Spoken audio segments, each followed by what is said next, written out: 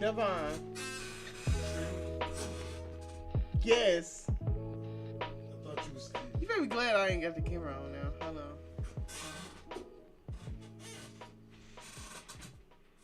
I'm saying my name on the street. Why can't I? It's buying a motherfucking rubber to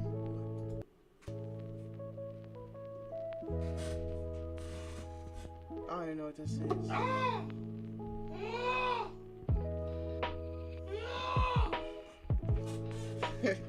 You get on my nerves, you know that. Look up how to beat Baraka. Devon. For real?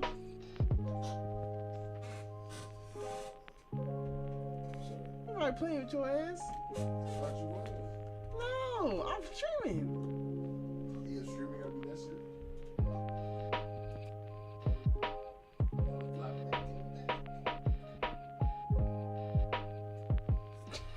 You get my deal.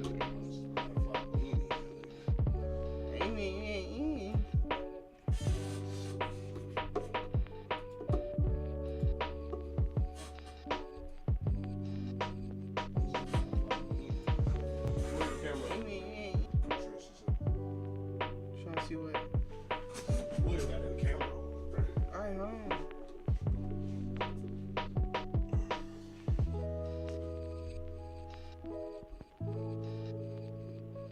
What?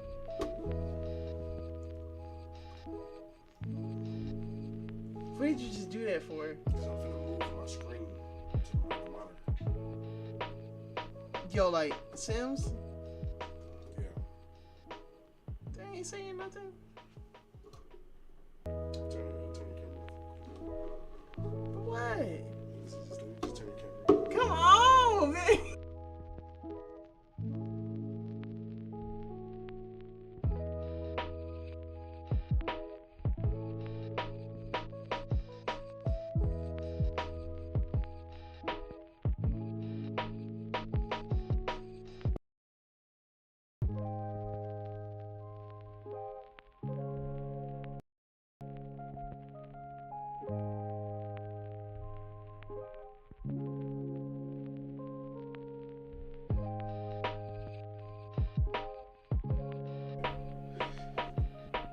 I'm gonna do it. Stop.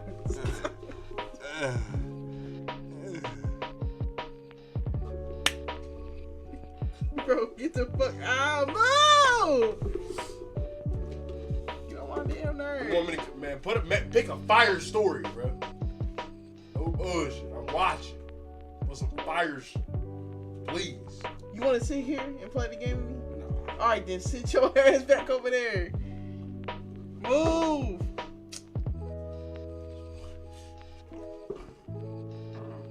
On camera too. Yep, and you just did it on camera. Move! Alright, yep, I'm into this. No, stop! No, quit doing that shit! Stop! I'm sorry. Go sit down, bro. Yeah, I don't care. Go So sit mean, down. dude. Why you so mean to me, bro?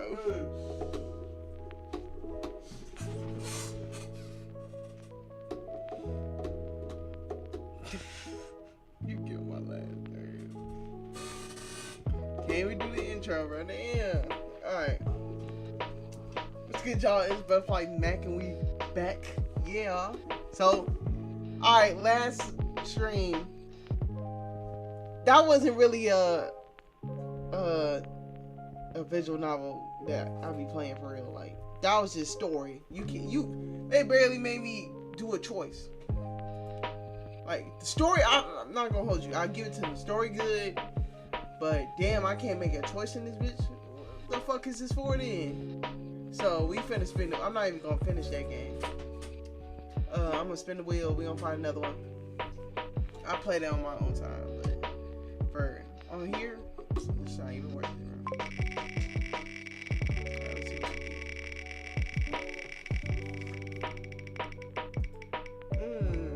we need high numbers. 137. God damn. Alright. I ain't pull up the website yet. Alright, let's see.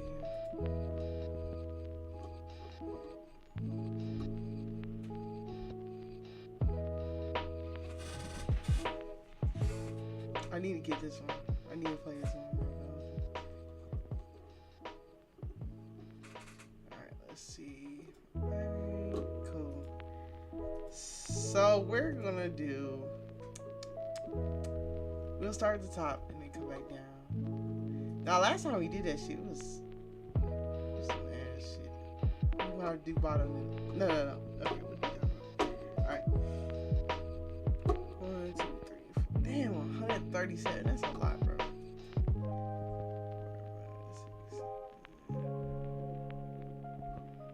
Y'all about to go do something now. I'm not gonna hold you. 8, 9, 10, 11, 12, 13, 15, 16, 17, 18, 20, 21, 22, 23, 24, 25, 26, 27, 28, 29,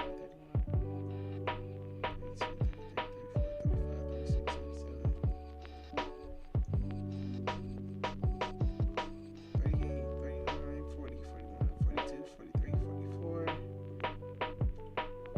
35, 36, 47, 48, 49, 50, 51, 52, 53, 54, 55, 56, 57, 58, 59, 60, 61, 62, 63, 64, 65, 66, 68, 69, 70, 71, 72, 73,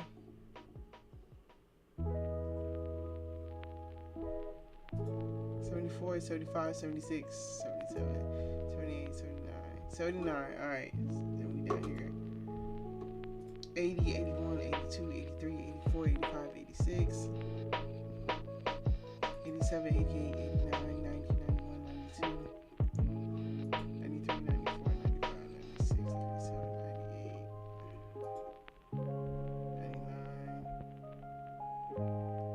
100, 101, 102, 103, 104, 105, 106, 107, 108, 109, 110, 111, 112, 113, 114, 115, 116, 117, 118, 119,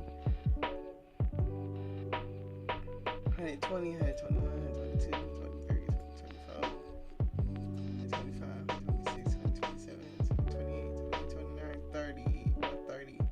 So, if we're at 130, what number you spend? 137. Alright. Oh, hell, that shit playing. The fuck? Okay. What just happened? Okay, 130. Was that 130? Oh, shit. No, this was 130. 131, 132, 133, 134, 135, 136. So this last one right here, it's gonna be the game we play. Let's see what it is. Ah! Yes, 137. Let's see. Now, hold on. If this is a follow-up to the short game, so since this is a follow-up, we gonna go back to the first one. We gonna play the first one and then just come back to it once we done.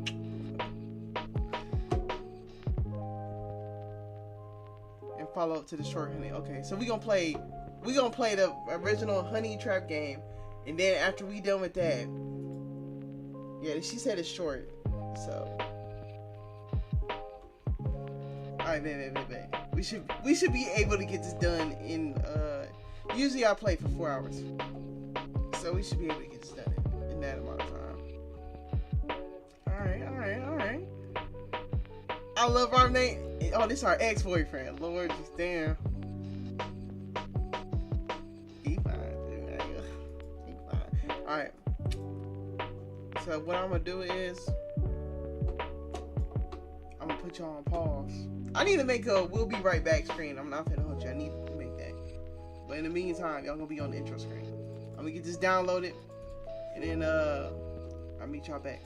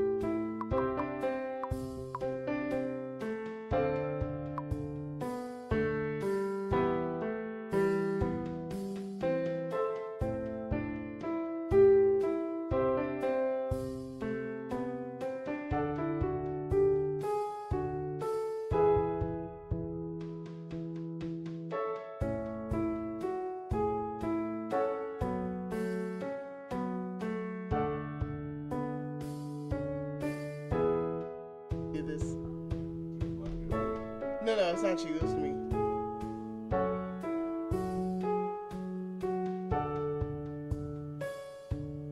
Can you hear me now?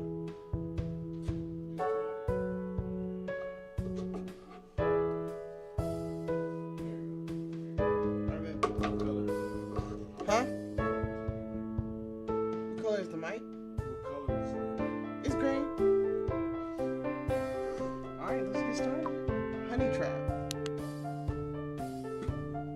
Alright.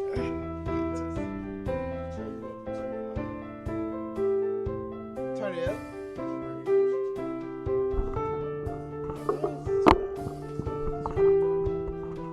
How about now?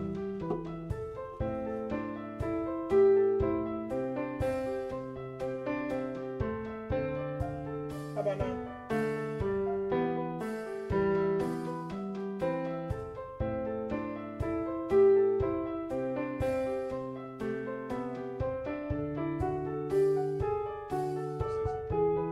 Hello?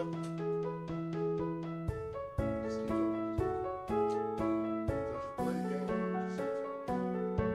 don't know how to turn it up. Wiz? Why am I just doing nothing?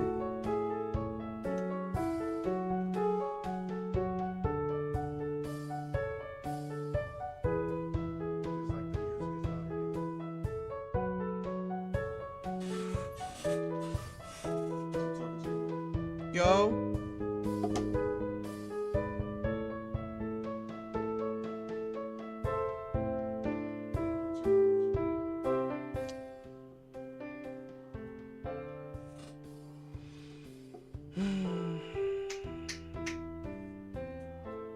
There you go.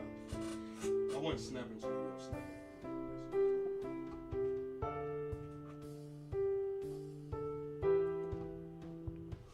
Alright, say something. I thought you said I was just good. Because I want to see if it's balanced with the music.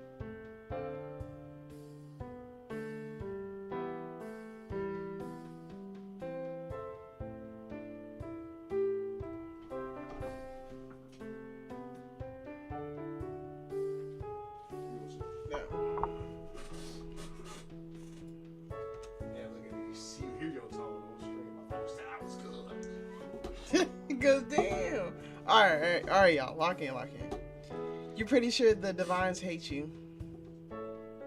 Because why else would you be in this shitty situation? Pinned to the ground by him. Lord Jesus. What's wrong, honeybee? Missed me? They got no voice acting out there. Ah! Hold on, let me screenshot real quick. Oh no, hold on. I gotta screenshot this real quick. I ain't gonna hold you. It's too beautiful of a scene. Alright, let me lock it. Alright, our nigga name's Zach. Zachariah Crowley. The Underground's #1 hitman for hire. Oh, he's dangerous. And your ex, Lord Jesus. You narrow your eyes, ignoring the ache in your heart as you look away. Your hair looks like shit. Hey, I did it myself. Yeah, I can tell. You're so mean. Is he pouting? The bastard is pouting. I meant you missed him. What? Why the fuck are you here? Ouch. Not even a, oh, Zach, it's so good to see you. It's been 3 long years. Damn, 3? Shit. Are you here to take me back? You growl. You glow. Wait, hold on. You growl and kick him. Careful, honeybee. Hurts me and I might like it. Answer the question, I will hurt you. Sounds hot. You still like it when I...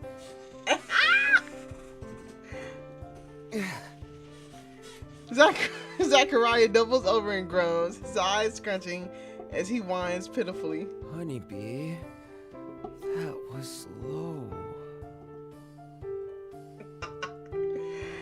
whimpers as he What recovers. if we need to use it later? What you trying to do? Alright. Lock in. Alright. Nah, he dangerous. That's a dangerous man right here. I'm not finna hold you. What if we need to use it later? You're dangerous, buddy. I'm not finna hold you. Never again. I miss you. We not saying that to him. You shake the thought away.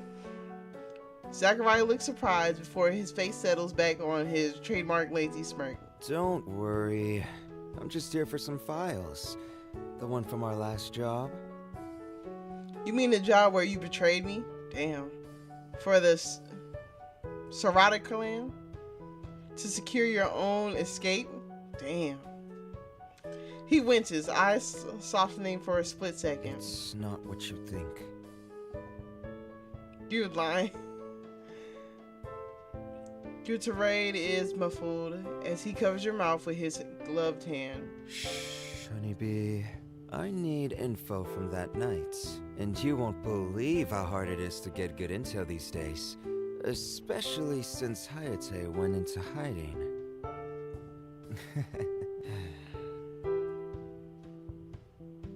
So I thought my brilliant cutie of an ex must have something at their place. Hey, ow. You bite his hand. Get out. Don't leave. Lord Jesus, she is split decision, bro. She's going through it. I'll tell you what. I would be through that.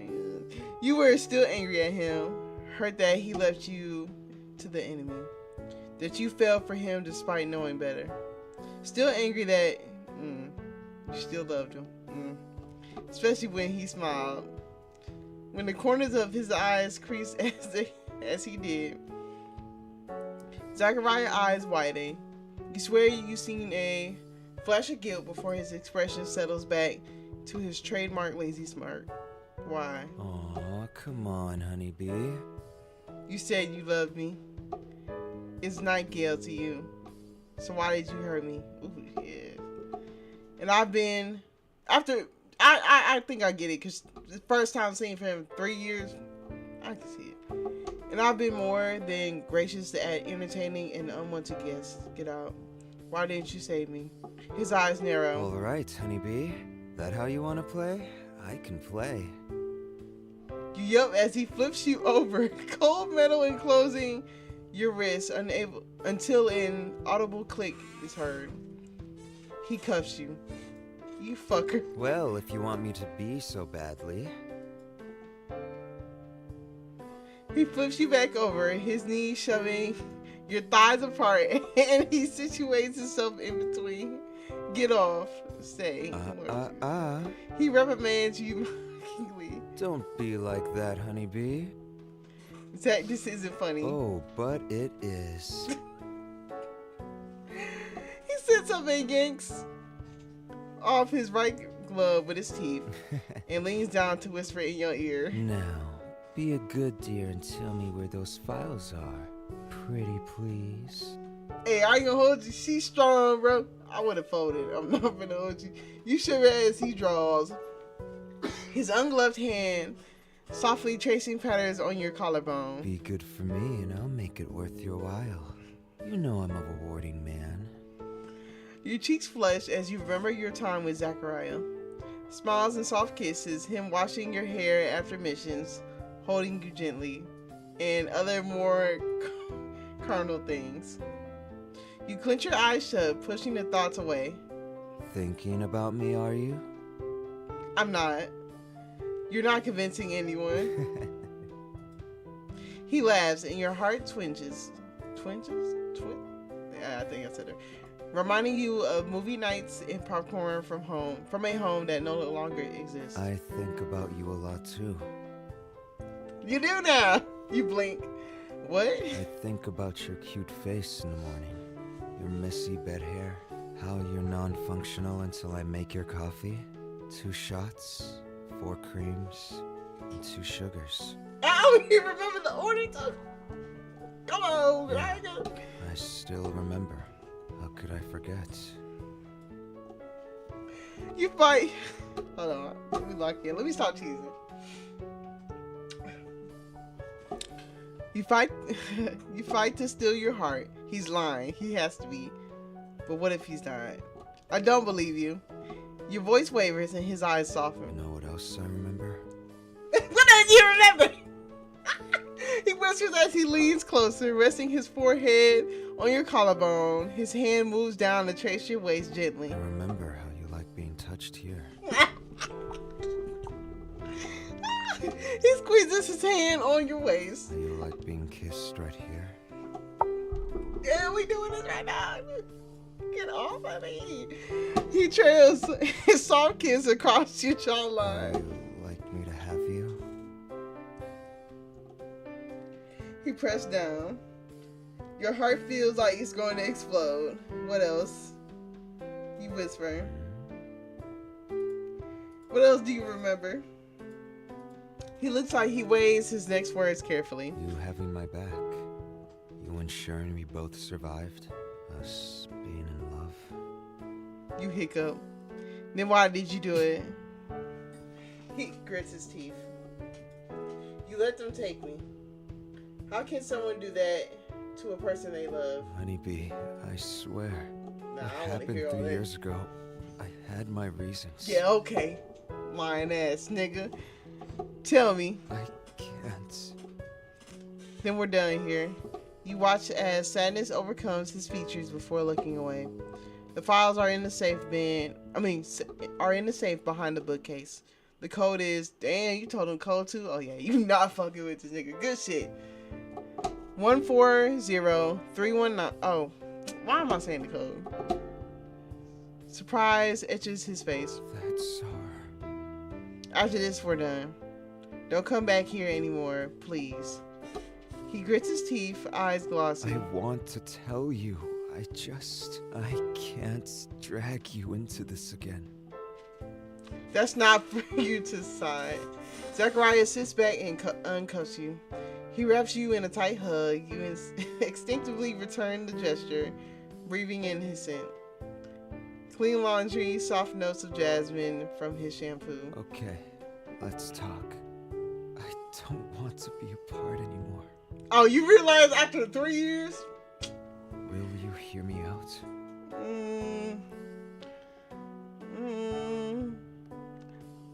That's it?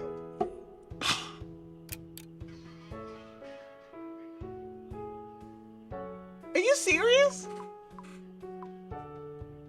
You're lying. You're a fucking lie. Are you serious? Nah, hold on.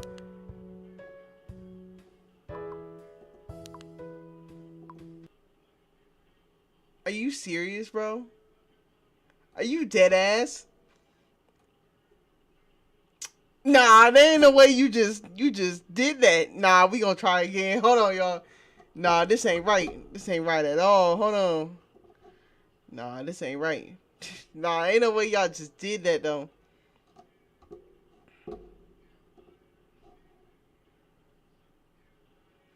Ain't no fucking way. There's no way they did this. Ain't no way it was that short. Nah, hold on. So I'm finna not kick him in the What's dick and see wrong, what honey? happens.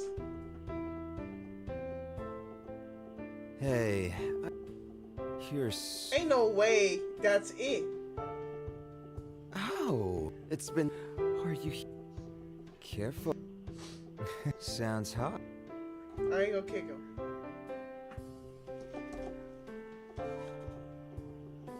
Don't worry. Okay, it's the same shit. What the fuck? It's only that short? Damn, man. Alright, bro. Now you got me mad. You teased me with this. She better be glad she made a fucking whole different part. Now I gotta download that shit. Now I gotta download that shit. So now y'all gotta pause again. Let's see. Let's go to it. God damn it. That was it.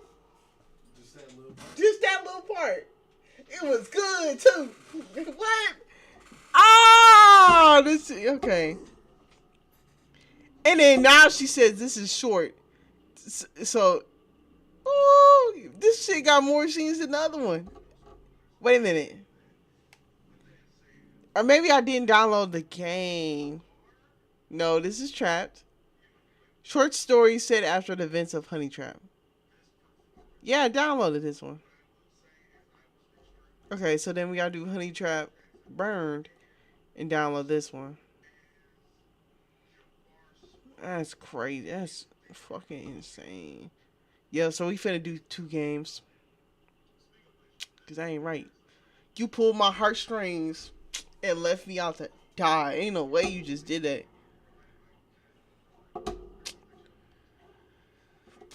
Alright, yeah, y'all going back to the intro. I'm gonna play some better music this time, bro, since anybody got time for that, bro. Yeah, it's crazy. Fucking insane, bro.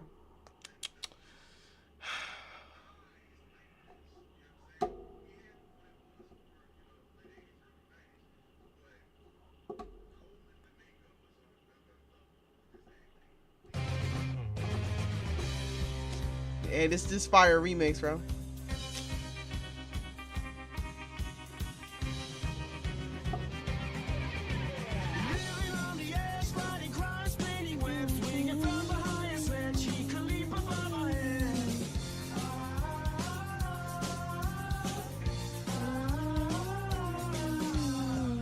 Bro, this song was stuck and hit my head for like days, bro.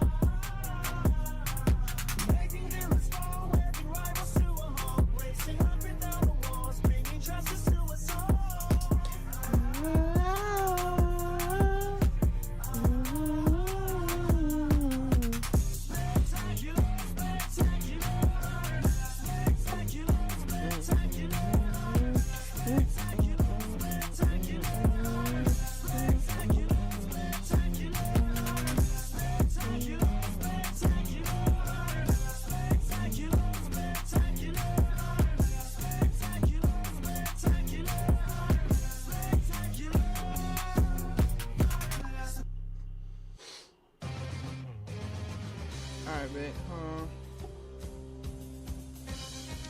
Alright, I download that shit. Let me turn it on. Alright, bet. So we got this, the second part of the game. So let's get into this real quick. Yeah, they kind of hold us, bro. Alright, let's see what this is about.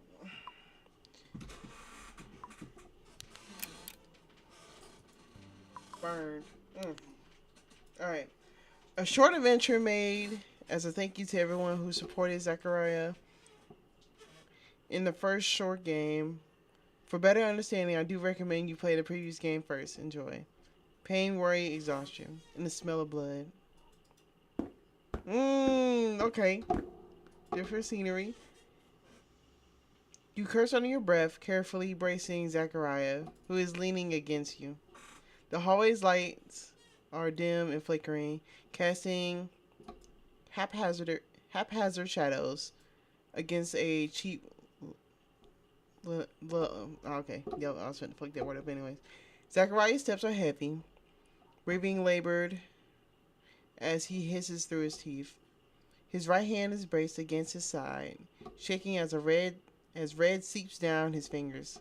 Hold on, we're nearly there. He musters a weary smile that breaks into a grimace. You frown as he winces. He doesn't sound good. As you drag your and Zachariah's feet to the apartment door, you lean him against the wall. He looks pale. Keys in my left pocket. Oh yeah, that nigga got fucked up. Damn. A groan of pain cuts him off. his hand losing pressure against the wound on his side. You cover his hand with your own, bracing it against the torn flesh. Thanks, honeybee. You grimace. Can't have you bleeding out in the hallway. As annoying as you are alive, you'd be more annoying dead. Your voice wavers, betraying the nonchalant facade you hold. Zachariah breathes a soft chuckle before wincing. So, you do love me. You roll your eyes at his words and retrieve the keys from his pocket. Your hand fumbled with the keys, still shaking from adrenaline as you stab the metal inside the dingy lock on the door. I'm surprised you even need a key for this place. A butter knife could open this shit. You heard Zachariah laugh next to you, breathy and pained. Turning to Zachariah, you brace him again, half dragging the tall man inside. The apartment is dark, but to your surprise, it looks normal. I half expected the inside of this to be a mess. Zachariah breaths out a strained laugh. You don't think much of me, huh? Do you, honeybee? You murmur, a noise of agreement to match your own concern, continuing to drag your injured companion down the hallway.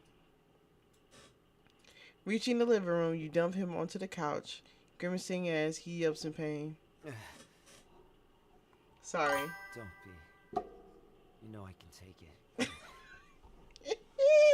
Hold on, I gotta get my screenshot in. Hold on. Gotta get that screenshot in for sure. Alright. You narrow your eyes and sigh. Make it. Bathroom, second drawer. You nod and hurry to the bathroom. You quickly yank the drawer to grasp the plastic case inside. Setting it on the counter, you turn to wash your hands and splash cold water all over your face. The dark circles under your eyes are heavy. Your face is still light and grimy from the suit. You brace yourself against the counter, breathing heavily as you clench your eyes. The panic from the earlier ambush is still fresh in your mind. You and Zachariah have been in your apartment planning your next moves to figure out who's been killing off members of your team. Damn. And where Hayate was forced into hiding. But then it happened so fast. Your door flying off its hinges, bullets raining down. Zachariah immediately took down the two assailants. Assassins? Okay. As you scrambled to grab your gear. It would have been a clean getaway had the hunter not been sent after you both. They were so quiet, managing to get the jump on you. If Zachariah hadn't realized and instinctively protected you, you shake the memories away, shrugging off your jacket and toss the article into the wash basket, not wanting to smell the gunpowder or anything any longer before returning outside. Zachariah is on the couch. Zach? Over here. You squint in a low light as you see Zachariah saunter back to the couch, whiskey bottle clutched in his hand. He falls back against the couch cushion ungracefully, leaning back against the cushion. Be a darling. He holds out the whiskey bottle to you with one hand, his eyes darting down to his other hand, still pressed against his wound. You grasp the bottle, eyes furried in concerns as you turn the cap in, hand now open bottle back. Zachariah takes a deep swig from the amber-colored bottle, his face grimacing. He gestures down to his wound. Shall we? You place the medkit down on the coffee table and slide beside him on the couch. Your hands deftly part his unbuttoned shirt, exposing the gash on his right side. Your frown deepens. You didn't tell me it was this bad. You didn't ask. You felt like punching him, gritting your teeth as you checked over the wound. The gash isn't shallow, like you hoped it would be, but it isn't life-threatening.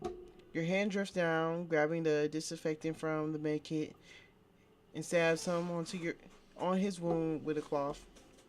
Zachariah yelps as his hands flying down to your grasp. He looks uncomfortable. Sorry, I'm out of practice. You mumble while cleaning the area around the torn flesh. Zachariah grips on your loosens. You watch as he places the whiskey bottle on the counter before running his hand back through his hair. Talk to me. Your eyes widen, hands stilling. I don't know what you're talking about. Your heart is still sinking. Zachariah's hand is gentle as he lifts your chin, making you look into his amber-colored eyes. His voice gentle as he speaks. Something's bothering you, and it isn't just the ambush. You wrench your face away, staring into the darkness of the apartment as your mask threatens to crack. Unless you want to bleed out on the couch, I suggest that we have this talk after I stitch you up. Zachariah's eyes waver nervously. Can't we just, bandage it up? You raise an eyebrow incredulously. Is it big bad number one hitman Zachariah Crowley still scared of needles? Zachariah leans closer, his signature obnoxious smirk on his lips. So you think I'm bad, honeybee? You snort at him, rolling your eyes. Hey, can a man have fears? Zach, you brave gunshot stab wounds. Hell, one time you even slipped off a bridge. How many times do I have to tell you? I was pushed.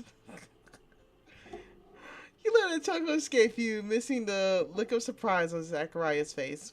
Pushed? He was nowhere near you, even not to agree. Your hands resume cleaning the wound, wiping up the last traces of surrounding blood before tossing the cloth onto the coffee table. Yeah, you know Natsu would do anything to make fun of me, and he was right for it. I can't believe you. You're taking his side. Zachariah jokes, breaking into a snort of laughter. You're just mad because you can't beat his top score in DDR. Come on, honeybee. You already teased me enough. You laugh again, shaking your head, your hands grabbing the surgical thread and needle from the med kit.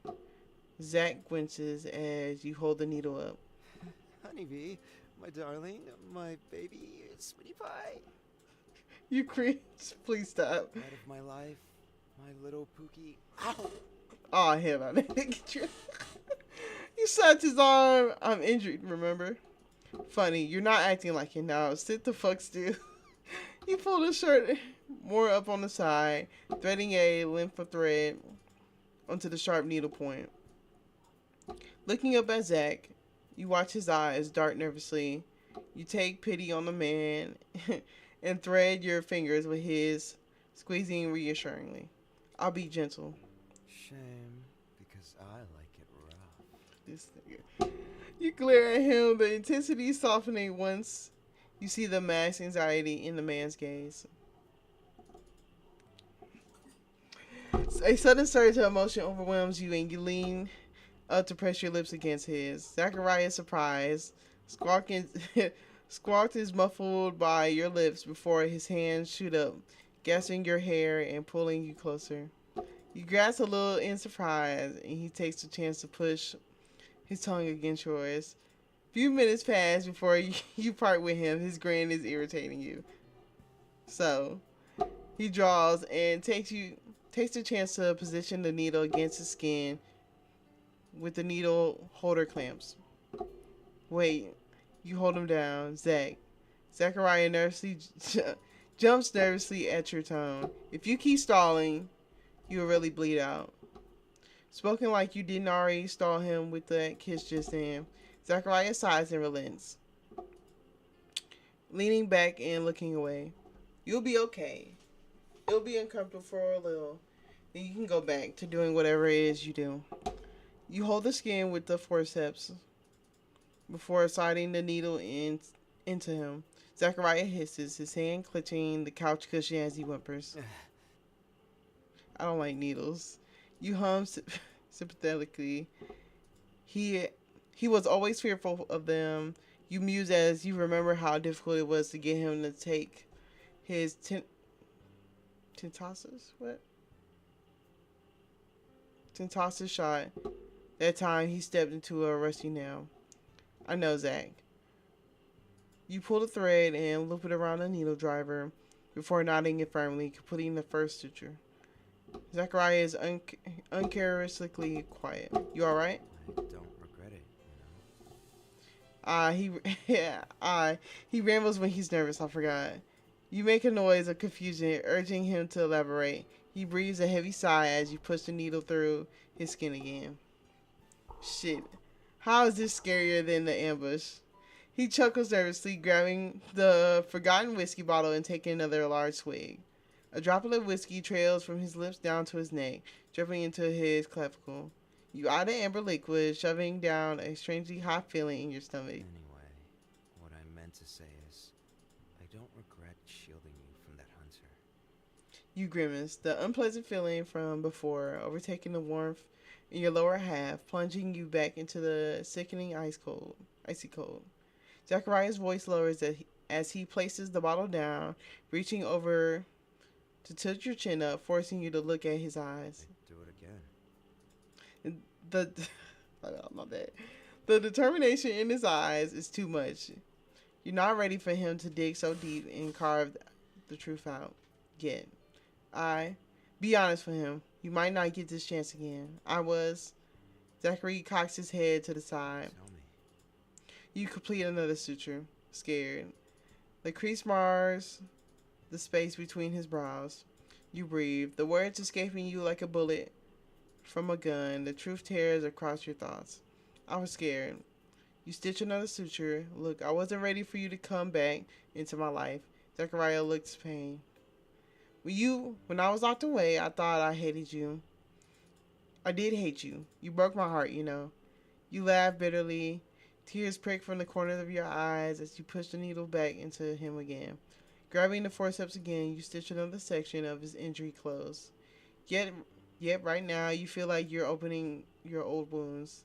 Zachariah is silent, staring at you with a indiscernible expression.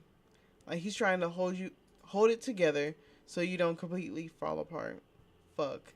And then you showed up in my apartment.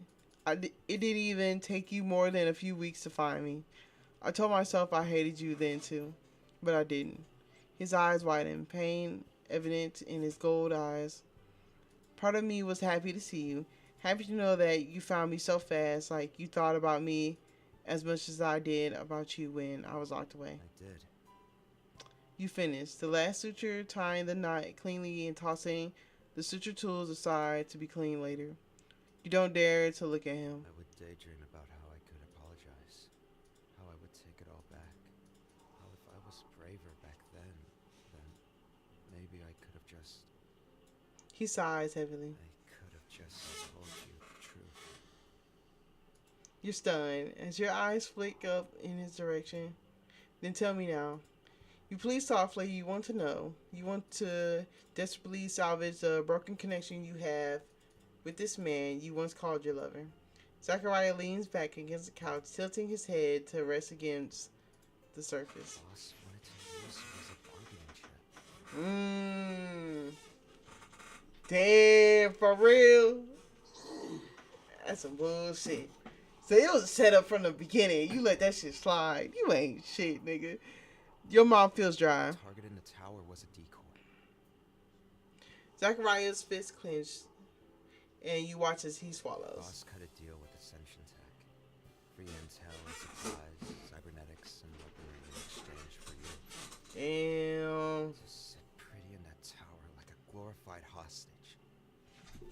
Zachariah hisses bitterly, his eyes narrowing into slits. You're completely still, unsure how to process this newfound revelation, but you feel the pain of betrayal sting your heart. Why me? You know why. He knew that we wanted to leave. Ah, damn. So we was finna opt out about the assassination life. You know, man, fuck this shit, nigga. Fuck this hitman shit, nigga. We finna be a couple. Then boss man was like, nah, you good, nigga. Go ahead, go in this tower, nigga, so I can get some free stuff. That's crazy. You watch as Zachariah nods and you slump a little lower, defeated. The truth unfurls unpleasantly in your chest. The boss, no, Akito, knew you and Zachariah wanted to leave for a new city and start fresh. That the both of you wanted out. So what better than a way to kill several birds with one stone? He gets a fancy deal with Ascension. You get locked away as collateral, and I... He grits his teeth, frustrated, and you reach for his hand, squeezing tightly. I follow him obediently like a fucking dog. Damn.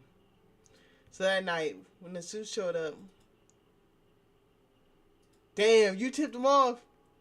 You ain't shit, nigga. You don't look away from him, but the hurt is palpable in both. Poorly healed wounds in both of your hearts torn open, bleeding out in the open for either you to witness.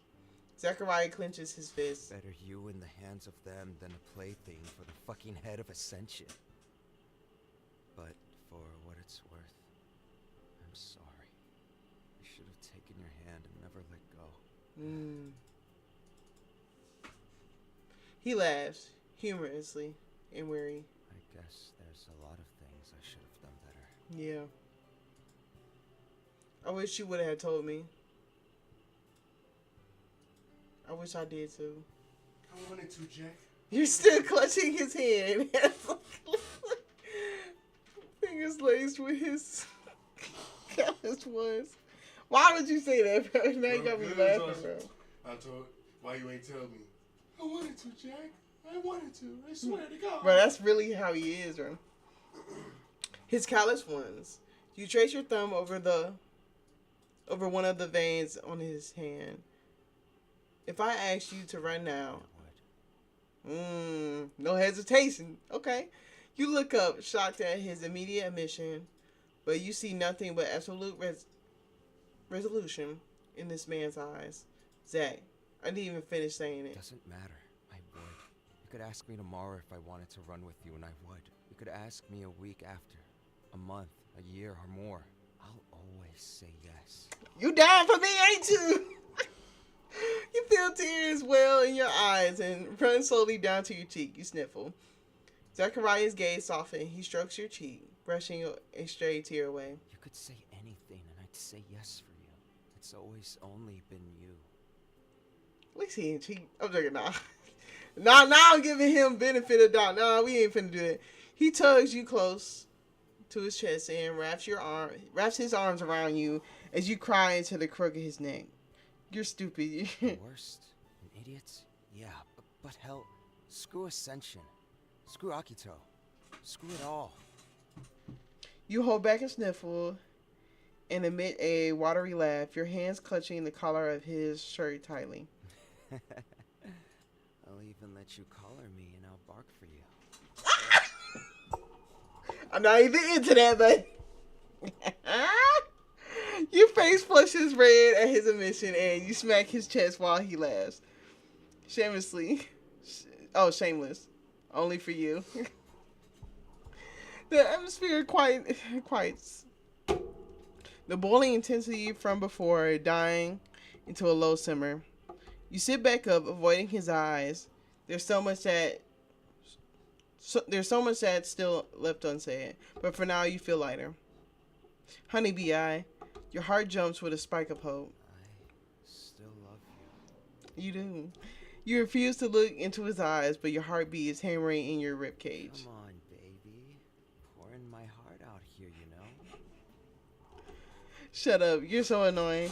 He laughs, gripping your chin firmly and forcing you to look at him. Leave me hanging,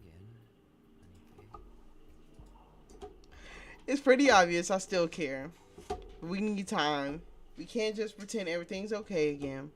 He nods and you relax, leaning back into his embrace, holding him close. I'm willing to try, though, and make this work. Same. I'm not wasting this chance. But no more secrets, okay? You need to talk these things through. You can't just be doing stuff like this without asking me. I know. I'm sorry. I promise I won't hide anything. Good. You hug him tighter. Zachariah runs his Damn, hand she's up old. up on your back, tilting your head and pressing his lips against yours. You respond eagerly, your hand rising to rest on his face as you kiss virulently. He leans back, kicking you closer, and you swing a leg over his thighs, straddling the blond man up against the couch. His hands are feverish and possessive as they wander over your body, and you bite at his lower lip. He yelps in surprise, and you seize the chance to push your tongue into his mouth. He fights you for dominance, his tongue curling up against yours before biting down on your lip. Erotic. You will. You whimper in surprise, feeling him smirk against your lips, and you muster a glare. Zachariah's hands are on your waist, squeeze you tighter, and he spreads his legs apart, forcing you to sit wider. Damn. You press yourself. Fucking, bro. Shit. You press yourself closer, pushing up against him. The friction below making you both grasp as you pull apart. You kiss momentarily forgotten. You hum softly, pressing your forehead against his. So tell me, honeybee. You said you moaned? A smirk widens on his lips, and you roll your eyes. You still like it when I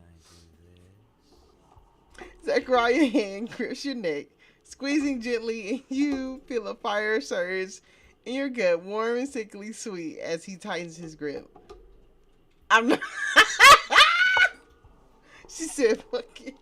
He smirks, pecking at your lips, and cocks his head to the side. Got some time, don't we? So what do you say?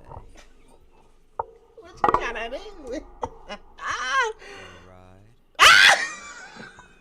Oh, hold on, I gotta screenshot this. Ain't no way you asked me this. Yeah, I gotta screenshot this. Ain't no way he asked me that. You wanna know what he asked me? Yeah. He asked me, "You wanna ride?" Mm. With that injury, sure you won't die on me? You mock him as his eyes narrow. Yes, you gotta spoil me and do all the work then. His hands grip your hips tightly. Don't worry, honeybee.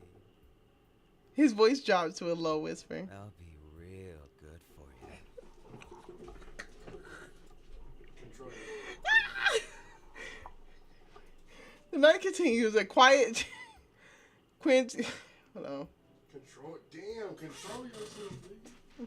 Bro, you don't know what just happened, bro. Y'all fucking. Okay, occasionally punctured by the car horns and nightlife outside. But it's all to the both of you as you get lost in one another. The tangle of limbs, the battle of tongues, bruising conquest of fingerprints. The unspoken admission is still surviving love. Oh, don't tell me this is the end. Oh, thank goodness. You awake from the sound of Zachariah on the phone. Opening your eyes, you find him pacing around the living room with a towel slung over one shoulder. His hair is slightly wet as he addresses you. You're suddenly misinformed on the phone. Hey, Hayate. You're one tough bitch to find. A heavy sigh sounds from the other end of the line. In case you forgot, Akito's trying to kill us. Or do you want another encore of last night's ambush? No, and I didn't forget. Hi, Hayate. Too. That's good. But I'm surprised you're willing to put up with this asshole again. You and me both. Hey, that's not what you said last night when I was... Damn! Stop. I don't need to know. He ain't shit. I see this is a good shot. I'm not gonna know. I'm gonna need that. I'm gonna need that one. I know. Yeah, I'm gonna need this. So, what do you need? Kito's whereabouts. If I knew, I wouldn't be sitting here doing fuck all, would I? So no. but I do have a lead. Oh, pray tell, my favorite, wonderful informant. If hell freezes over. Zachariah smirks as Hayate's code, revealing his whereabouts. Nah, I would say burn it all down. So we're actually, how do you usually say it? Fucking shit up, then. Fuck yeah, we're gonna wreck this shit like it's Isengard. You laugh as Hayate hangs up, muttering something about how he really can't speak to Zachariah for too long. So we're doing this? Zachariah breathes out a sigh and pulls you close by in the waist. Yeah, we're gonna hit Akito where it hurts. Probably the balls. You roll your And eyes. it's happily ever after, honeybee. You pry yourself from his hold, grabbing your gun and holster from the table and strapping the harness back around yourself. Turning it to Zachariah, you raise your brow at him. Well, let's go. What? What you think? On top of himself. Zachariah grins as your reference hand joins you, slinging an arm around your shoulder. God, you're sexy when you talk like that. You roll your eyes and you pull him into a quick hiss when he responds so eagerly. He pulls back, looking deep in thought before his eyes light up again in realization. I think when we fuck him up, we should set off fireworks. You laugh, shaking your head before squeezing the hand of your lover tight. Don't push it. Stepping outside into the corridor, you both make your way down the steps, down with more spring in your step than last night. You know you're walking right into danger, but as you look at the man next to you, with his cocky smirk, honey eyes, and golden hair framing his face like a halo, you're not scared at all. Squeezing his hand again, you both smile and set off to reunite with Hayate. You know what? This was a good addition. This was a little good addition. I appreciate it. Since you made the other one so short. But shout out to everybody here, you know what I'm saying? Hello, Yini. You know what I'm saying? Shout out to y'all. Y'all did good. Whoever drew this nigga, fabulous, nigga. Y'all did good. And love the conversation. Y'all did good. Y'all did good on that.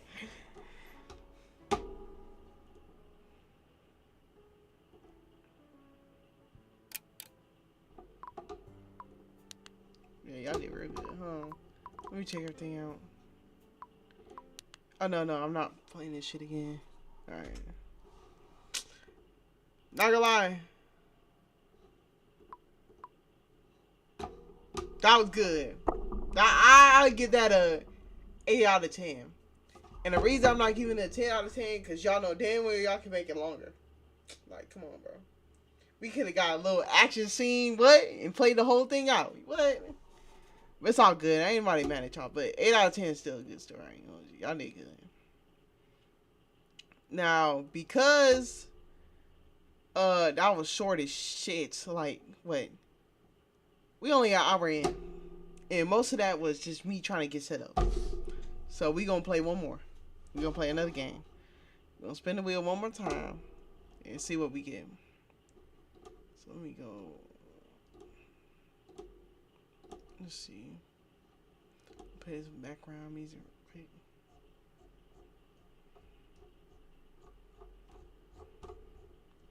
Fuck it.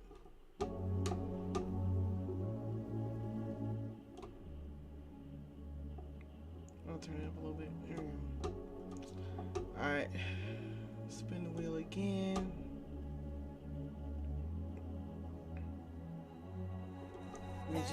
We just knocked out 2 actually. So that should bring it down to 5.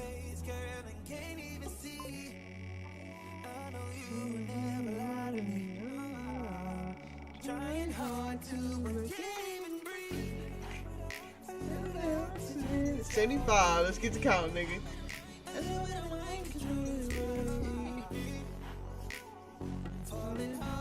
Bro, I don't know the whole dance, but I be hitting that shit. I ain't gonna hold you. Hey, alright, hold on.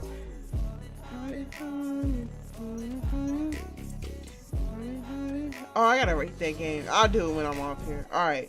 So since we started up here, I'm gonna start right here and see what we get to. Alright, 1, 2, 3, 4, 5, 6, 7, 8,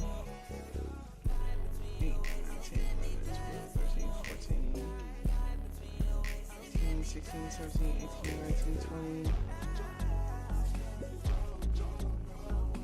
21, 22, 23, 24, 25, 26, 27,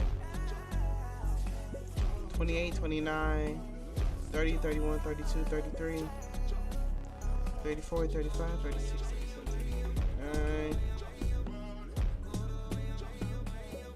40, 42, 43, 44, 45, 46, 47, 48, 50, 51, 52, 53, 54, 55, 56, 57, 58, 59, 60, 61. Yeah. 62. Yeah, it was short. So I'm gonna play another one.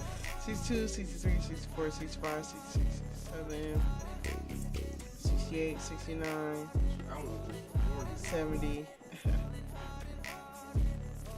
71, 72, 73, 74, 75. Okay. We got a mysterious. Okay. Alright, hold on. So I see we got two contestants. We elf. We get to customize. Yeah, this already fire, bro. I love when they let a nigga customize. Alright, bet. After an unreasonable demand from your job, you end up in a world filled with trees, secrets, and most importantly, a strange mad sticker that seems to appear just when needed. Okay. Yeah. Oh yeah. Yep. It's all with. It's all.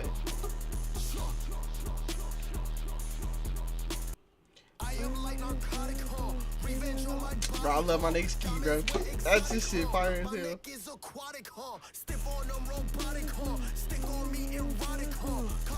Alright, I gotta download this new game. I'm gonna butch out you can. My eyes and shower gun. Slime over my what's done is done. What's in my pocket, bitch, money bun. Walk like I'm chained to the sun. I need it and it don't see what I am. And go fight any demons like my name and Tundra. Break the rules.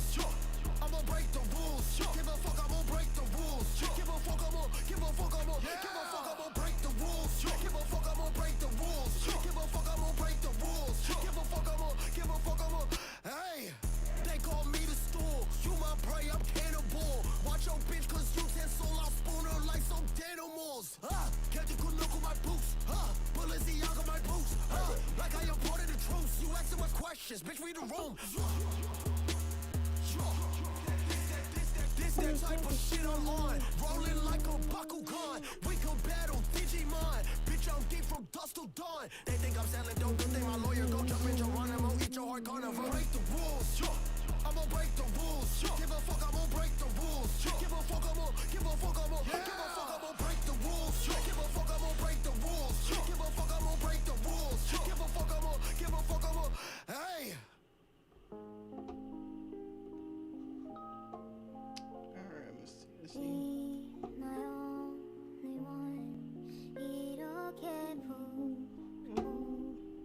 Did he go through? Oh yeah, it did.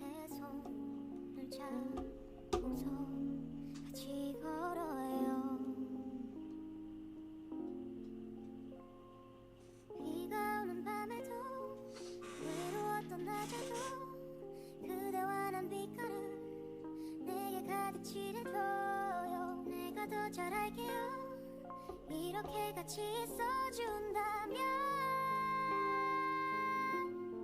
No, I believe 라라라라 부르는 노래 자꾸 찾아 헤매이던 그대와 my 내 사랑이 my only love That song go hard.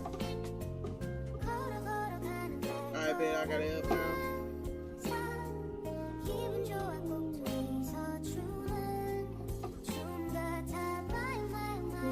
Alright, y'all. Oh, turn the music off.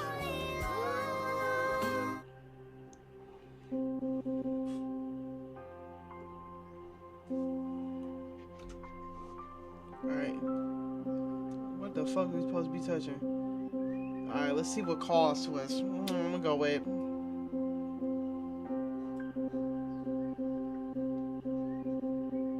That sounds like a fire beat. I'm not finna hold you. Am I tripping? I fucked it up, but it was sounding like a fire beat. Alright, let's see what this means. Return real quick. Let's see what this is. Hey, welcome back. This game is now nearly complete, but notably, some assets are still missing. The demo for this game was my first ever play of this work as a dev, and it's been a while years since. I apologize in advance for any spelling issues. Edits will be coming up days. I want to include more CGs as well, but I've decided to let you pick the scenes. Like, you have it. Feel free to leave a comment. I'll pick 1 or 2 additional arts onto it. Thank you. Enjoy. What's your name? Amaya. Like, wait, Amy? Like my real name for real? Or like, I'm not sure if this is the intro or not. Let's go Amy on just to be sure.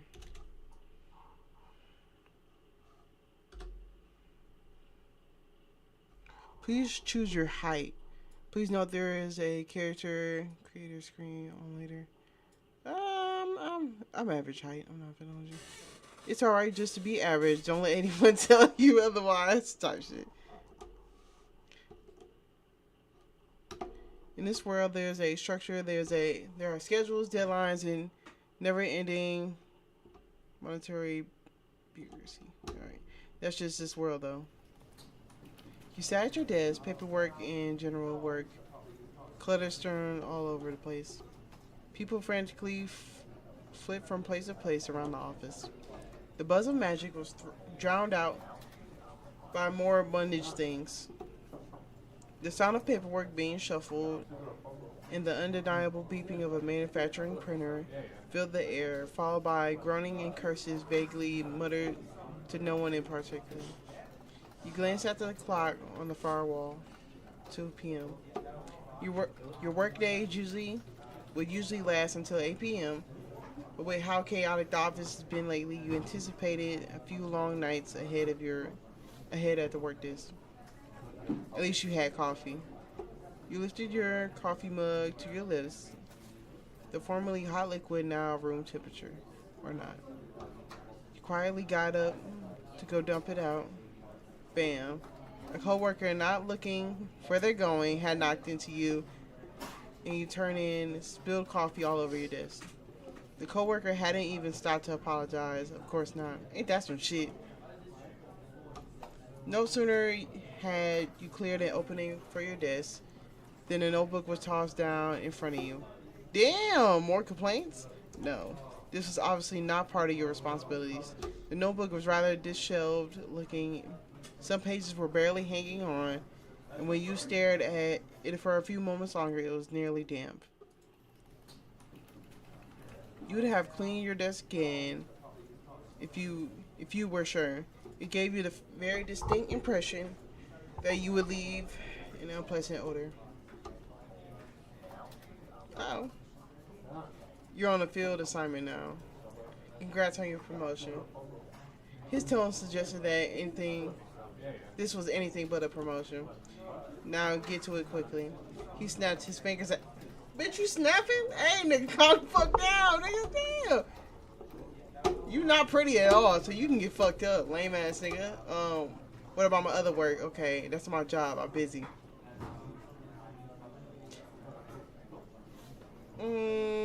That's not my job. I'm busy, nigga. You glance over at all the work on your desk. So much work. Can't you make someone else do it? No, we're understaffed as it is. Apparently that was your problem. Look at that devious smile. Man, fuck that nigga. I swear to goodness. I'm already clearing this with HR. So just take the notebook, scurry over to briefing, and be careful. I'm giving you a break from your busy work. You know what? I'd rather be on the field than fucking fill out papers. I'm not finna hold you. I'm cool with it. No point in arguing any further. Percy was well connected after all. He always got his way in the end. Quietly admitting defeat, resolved to complain to HR the moment you got back. Briefly fantasized about poisoning your coworker.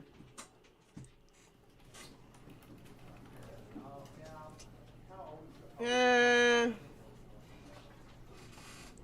Percy was dumb enough to accept a coffee from someone who he hated. It wouldn't be that hard. You grab the notebook and wander down the halls and then downstairs, making your way over to briefing. You have worked in the complaints department for many, many years. Normally you wouldn't have a reason to be on this floor. It was much more well kept than your bustling office space. The murmuring of voices ahead signified your arrival to the right place. You considered whether you should knock, but before you could, the door swung open and a group of people flooded out. Once again, there was no apologies to be heard, as you barely managed to step aside this time, avoiding another collision. You stood there, dazed for a moment, before a quiet, nervous voice pulled you back to reality. Can I help you? Yeah.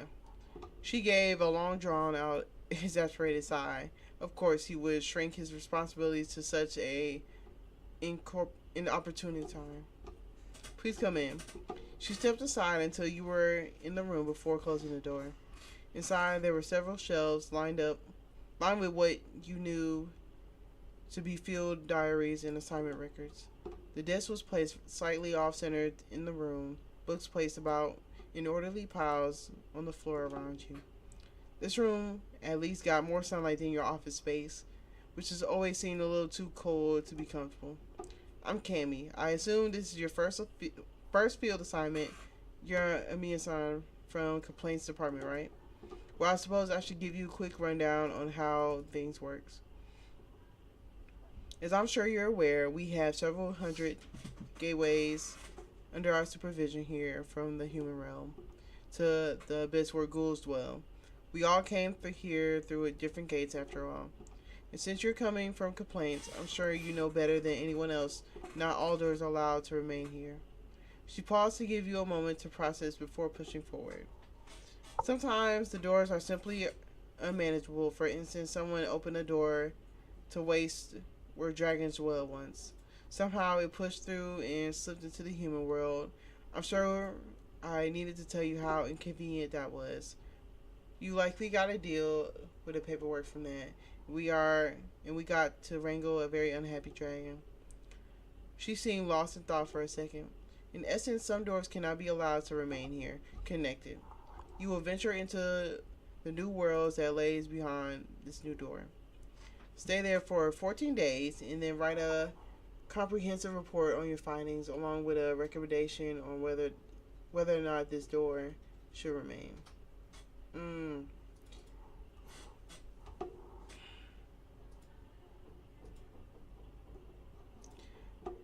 Okay, and enchanted communication pendant just keep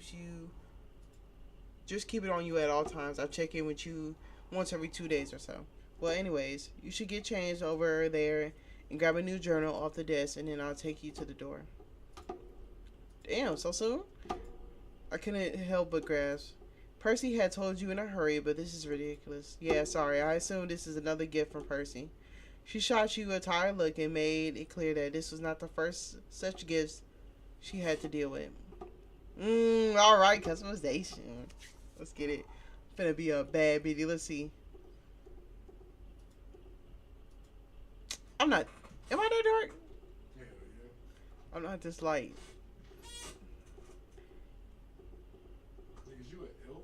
Yeah, I'm an elf. Lame.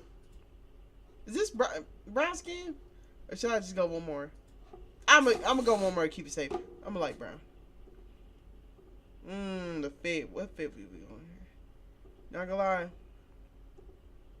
I fucked with that first. I like that top. Eyes. My favorite color. Ooh. Bro, pick another fit. No, bro. Bro, pick another fit. You a cop or an agent, dude. No, I'm not an agent. I'm just exploring new doors and then find out if we should keep the door or not. Right, agent, you're secret. But you're in the secret. There we go. Has ears though. Everybody's an elf, I think. Ears, crazy. That's perfect. That is not my nose. Get That's the fuck ears. home. Go back. Go back. Nope. Yeah, that's you. This not a No, nose. go back, bro. Go deal. Get your real nose, man. There you go. That's not my nose. Why you fucking around? That's your nose. That's not my nose. That's it too, right there. Hell no. That's not it. That's it. No, that's not. This is my nose. Man, no, the fuck is not. Come on, bro. Go back to the other one. Come on now, be realistic. I'll deal with this one. Let's be realistic. I'm not being realistic. It's a fucking elf, nigga. Fuck.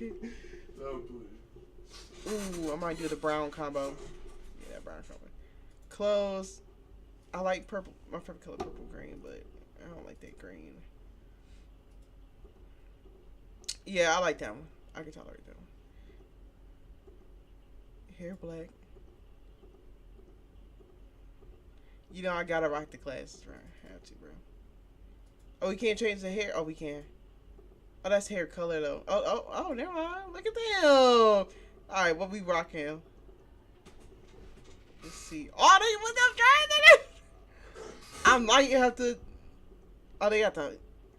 Oh yeah, this is my favorite game. Saying it's your favorite game is crazy. I have to, bro. You know, I do got the little short twist in here. I'm not finna. I might have to go with this one. These are some. They got a puff. It's so hard.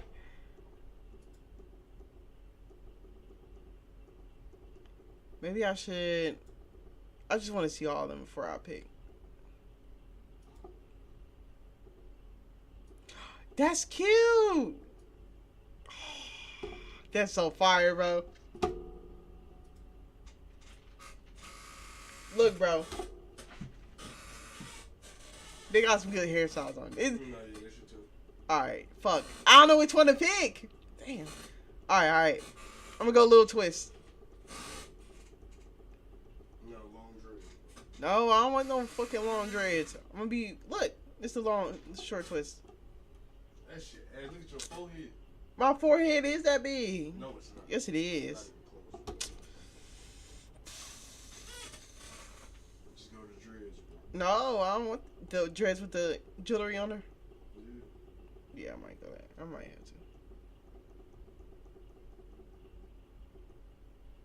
to. I like that brown combo, brown and black. No, bro. You go black. No, I don't want fucking red. White. Like elf, they got white hair. Nigga, you bro.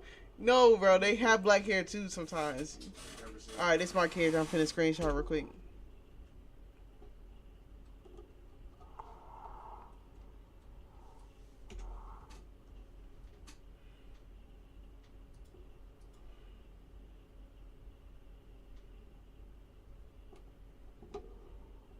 Done. Your trailer came me through long hallways, all filled with different unique doors. That's number 213. There are aliens and spaceships in there. Oh, and that's 00201. That whole world is like a never-ending wheat field. Finally, Cammy came to a stop. This door is 300, your assignment. She smiled at you.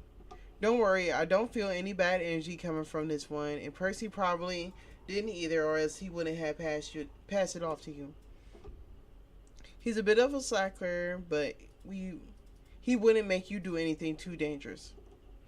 You weren't too sure about that, but Cammy seemed to believe it. Okay, are you ready?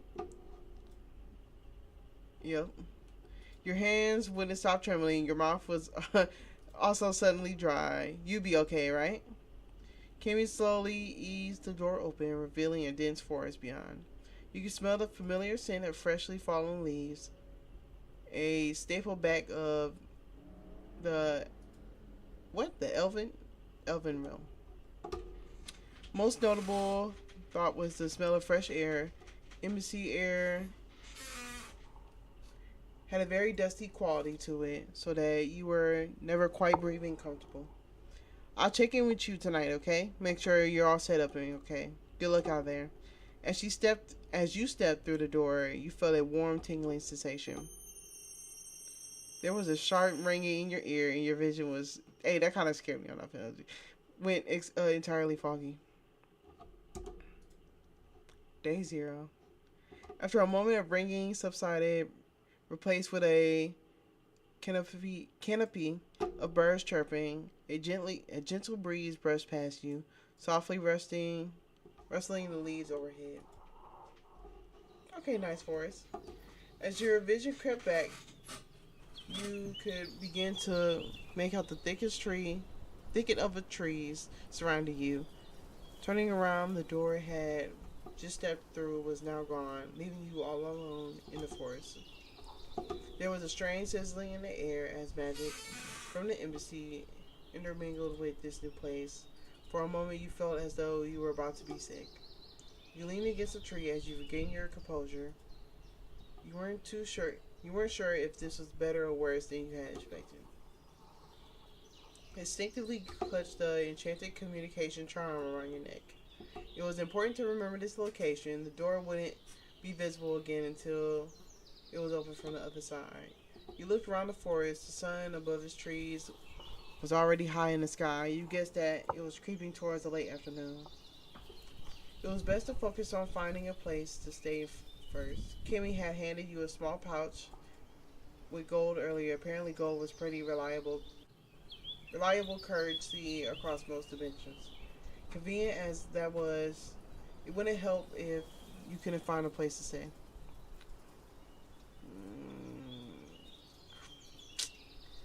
You might, not gonna lie, I want to say a town or settlement, but you might not find that here. You might have to set up camp, girl. I ain't gonna hold you. Nah, we find it in a fucking town. Which direction would that be? Well, all there was to it was to pick a direction and start walking. Nothing? You were right back where you started. Oh, and to make matters worse, the sun was beginning to sit down. Okay. This time it was already off to a great start. As you began trying to find another path, a noise caught your attention. Was it? It definitely was. The sound of dragging feet crunching through the forest, heading towards you. Stop to listen. Decide to ignore them and focus on task at hand. Decide to make weird noises back to assert dominance. We're ignoring. We're going to find a way home. You scan the forest around you, trying to find a solution. You could always just camp somewhere around here. The footsteps grew louder. Whoever or whatever they belonged to would soon be close enough to see you. Run away in the opposite direction. Hide immediately. Stood your ground. Frozen fear. We're going to hide. You suddenly feel a rush of fear run through you. Looking around, you spot a bush with a little burrow beneath it. It was easy enough to fit. Just enough room to be comfortable. You waited for a moment, then another. The noise had ceased. As thought, they were never even there. Stay hidden or come out? I know. But if we come out and it's a dude in the forest, he gonna help us and we wouldn't have to camp. Not gonna lie, I'll take the bullet, bro. I'm coming out the hiding place. Cautiously, you crawled out from beneath the bushes, carefully brushing yourself off as you stand up. It only took a moment before two men appeared. Not one, two. Oh yeah, we're fucked. Two men appeared from between the two trees. Oh, we're fucked! Oh, we're fucked! These niggas got swords and shit. We are fucked! Oh no! We found you! Are you lost? The heavy tension in the air seemed strange. Girl, run! There was clearly something magical going on with them. Their faces were somewhat distorted, and even though speaking seemed to bring them pain, they continued to grin at you. Come with. They stepped towards you, malice clearly evident in their face. You were outnumbered. Put that one self-defense class to use. Back away slowly. We're backing away slowly. And once they run up, we start running. You hadn't even backed up one step when you hit a tree. Fucking goodness, bro. Oh! There's a figure standing directly in front of the men, blocking their path to you. Oh, shining arm! We got our knight, bro. He coming to save us, bro. It was as thought. What? It was as what the fuck? It was as thought. Oh, it was as though. Damn, no way I added a T though. It was as though it had materialized out of nowhere. It appeared to have horns, antlers. You weren't sure. What was clear, at least, was that it wasn't hostile to you right now. As you watched, you noticed that the sharp magic that had been around the 2 men earlier were gone now, dissipated into the air. What the hell happened? The question was answered by the other man. Monster, it's real. He stumbled backwards onto the ground. What are you yapping up? Shit, run. The first man turned around and darted into the black of the forest as the second one stumbled to his feet and followed. The tall figure did not move, though, remaining in place for a moment longer after the two were entirely gone from view. Then, without a word, he turned and walked into the forest. It paused. You should not be here. The voice was hoarse, but surprisingly human. Probably watching go. Wait. Yeah. He did not respond. What was that? Who was that? For once again, in the forest alone, you cautiously carried on through the forest, ever so slightly more on edge than before. You're beginning to wonder if there was a town to be found at all. You are reminded of what Kami had said, that there was a world that was just an endless wheat field. Maybe this world would just be an endless forest. Looking up at the skylight from the setting sun seemed blinding through the trees. Reaching out a hand to block the sun from getting in your eyes, you mulled over the thought. You hope not. You thought it was kind of inside. You started thinking about all the ways you get back to Percy. What kind of secrets could you uncover here? You thought of a strange figure in jagged magic. Would you get to see either of them again? Those are some very pointy ears you got there. Voice interrupted your train of thought. You spun around to find the source. Okay. Nigga, your ears pointy too. Talk about me. There's a strange person standing before you. They weren't like the strange man from earlier. At least they didn't disappear to be dangerous on the surface. They were rather short. Their voice had a airy and playful when it had spoken.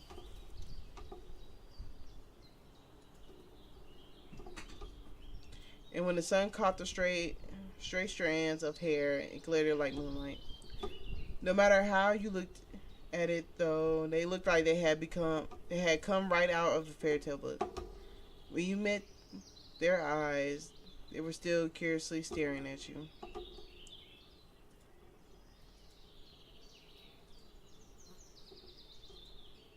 They grinned at you happily, seemingly unfazed by your reluctance. So are you lost? You must be. Almost no one comes out this far. And the ones that do definitely don't look like you. You thought of a strange encounter in the forest. Is that who they meant? Would you run into them again here?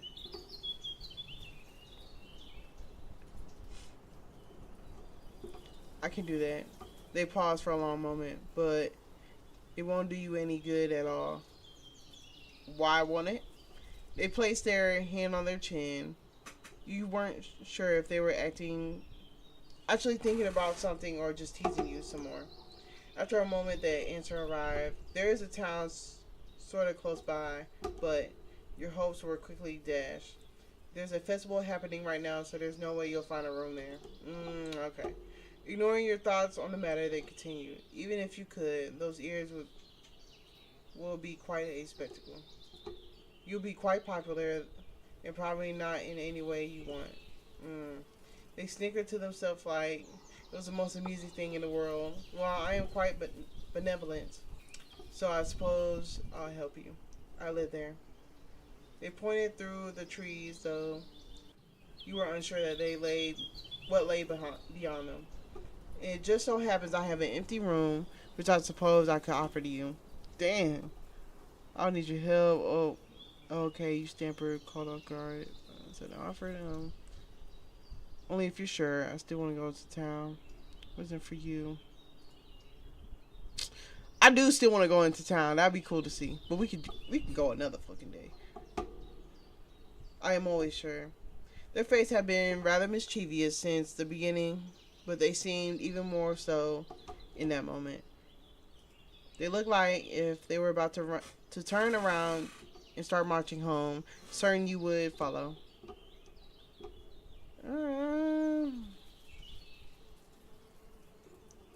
Oh, they shook their head. How rude of me. Let me introduce myself.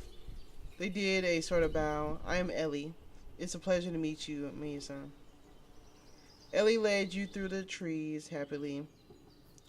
You had expected more chatter, but they remained surprisingly quiet. It seemed, it seemed as though they were on alert. Apparently, they had seen serious. They had been serious about the forest being dangerous. Soon, just as Ellie had said, a cottage appeared through the branches. It was nestled away in the woods where no one could easily find it. The stones that made up the cottage looked old and weather-worn. Moss and vines crept between the stones as though the forest itself was trying to consume the foreign entity. Close by, could spot a similar entangled well, and through the setting sun, bursting through the trees, blinded you just a little bit when you looked up. You can make out a distinct silhouette of a tower attached to the cottage. This is home. Ellie seemed quiet, pleased with themselves. Come on, let's not stay out here any longer. They strolled the last few steps on the door and pulled it open. It hadn't been locked. You thought it was dangerous. You made it so easy. You didn't think much of it. There might be just a norm in this world. Maybe locks didn't exist as a concept here. Maybe you could introduce Elle to the idea.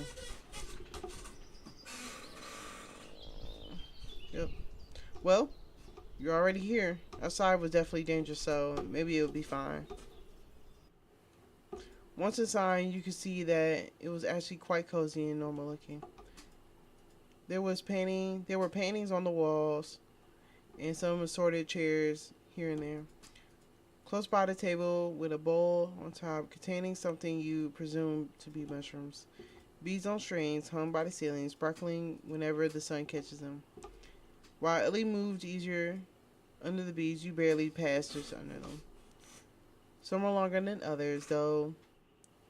Those reached even your new acquaintances who just swatted them away.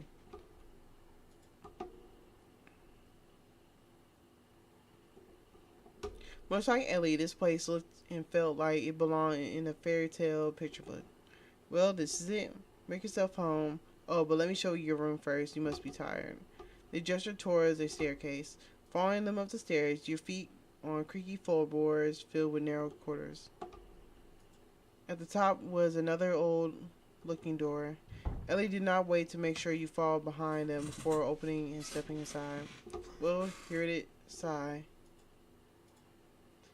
It was the first time they had dropped a cheery demeanor. You could see why. The room was dusty and cobwebs hung from various surfaces. It looked like no one had lived here for ages. Sigh. They sighed again, and finally they shook their head as if to dispel the negativity. No matter, this could be fixed. The cheery grin returned to their face. I am magic after all. Without another word, they clapped their hands together. Are they on that fast? And just like that, before your eyes, all the dust and cobwebs vanished into thin air. Now, seemingly satisfied with their work, Ellie returned their gaze to you. They pointed to a large closet standing beside the door they had just entered. There's a bunch of bedding, and stuff in there. Feel free to do whatever with the place. Meanwhile, I'll get something prepared for you to eat. Do you like mushrooms? Wait, don't answer that. Even if you don't like him, that's all we gotta work with right now. They were small enough to confuse with a child, but in this moment they seemed more like a parent fussing over their child. And just like that, you were alone in the room. Yeah, let's set this up nice real quick. I rocked the butterfly. Yeah, I rocked the butterfly. I might have to do the bunny. Mm. Yeah, cookies and yeah, that looks nice.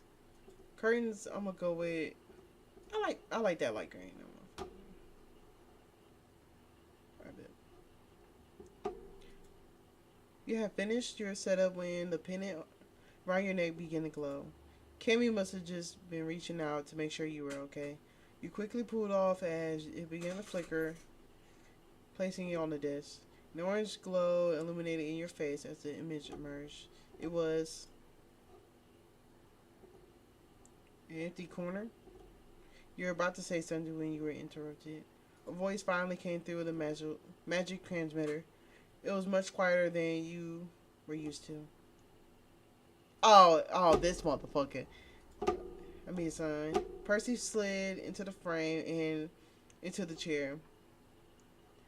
Here go the motherfucker that gave me a job. Oh, of course, Percy immediately went to slouching.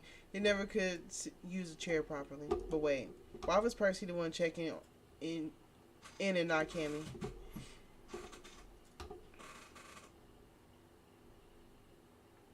Yeah, no, I want Cammy. I don't want to talk to your ass.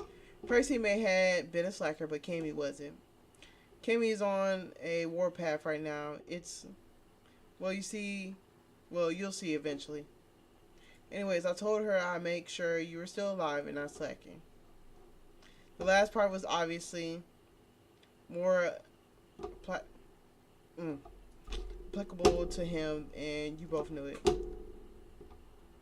It looks like you are still in one piece, so good job. I knew you had it in you. Bullshit. That was suspiciously nice of him. Well, that's my job done. Done. He hadn't even asked you a single question. Oh, that's why he's being so nice. So he could just get this over with faster. Keep up the great work. Bye. Ain't that some shit? He really cut off the transmission just like that. You gave me a pennant. You gave the pennant a light shake, but it was back to being just a regular pennant. He hadn't give you any chance to get a word in edgewise.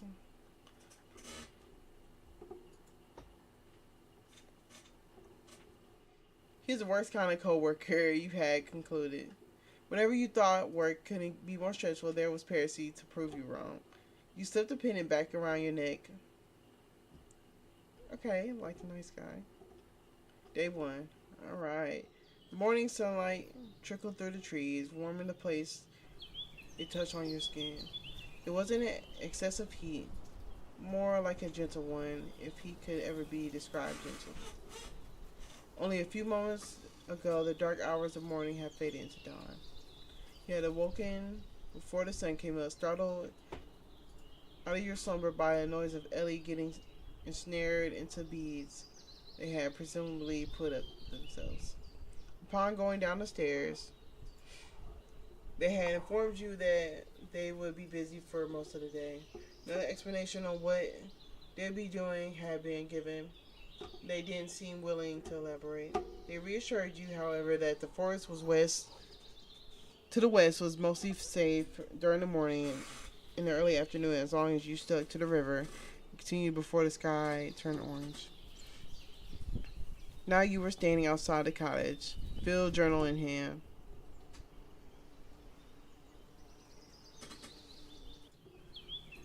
Maybe today you could uncover more clues about the strange encounter you had that day before, because you discovered something brand new.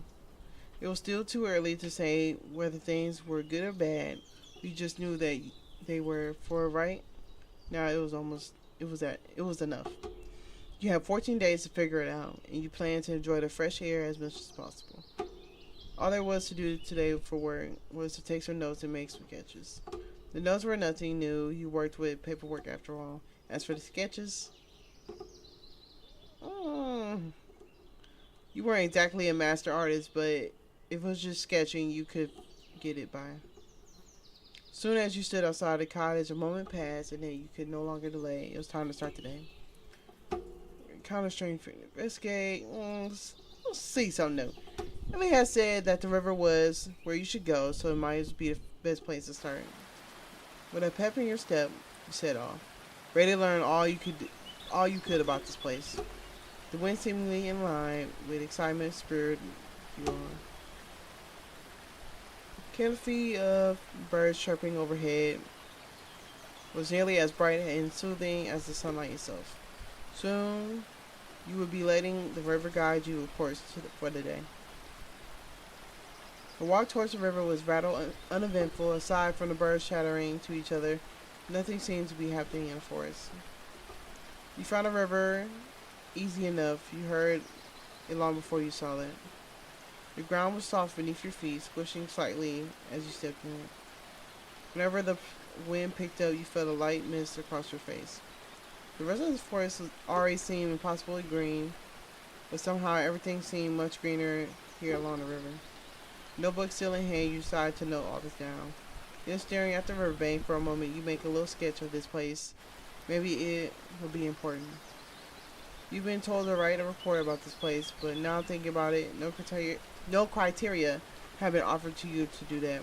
What exactly should you be taking note of? Geography, potential threats, potential benefits. The best guess was that with so many doors, the embassy really didn't care one way or another anymore. Management claimed to want a well-oiled machine. If you were honest, the only machine you could compare the embassy to was a office printer. You always had issues. Still, none of it was helpful to your current task. The thought occurred to you that you could probably just do nothing for 2 weeks and then write a negative report, and then likely no one would ever find out.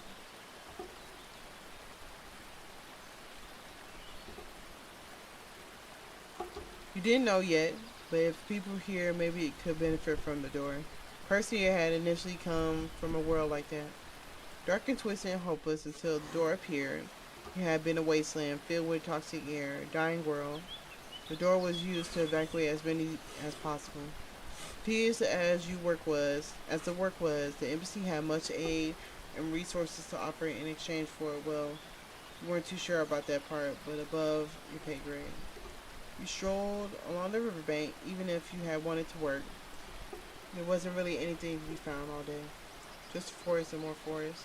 Eventually the river tapered into a more narrow stream, which seemed to stretch into the equal endless strands. You look up at the sky, you could tell that you still had some time before the sun would begin its descent. A noise broke through the trees again. It was very clearly a sound of an animal in distress. Giving one more glimpse at the sky, you turned your attention to locating the source of the sound. It was definitely close. You scanned the air until finally your eyes fell on a bush raised slightly so something could fit underneath. Crouching down beside it, you could just comfortably peer through the leaves and branches. Aww, it's there! There, nestled in the tight ball, was a small fawn. It was laying on a patch of deep crimson flowers, the likes of which you hadn't seen before. It watches you with a wide eye as you stared it down. Looking over, your eyes were drawn to a cut across the leg.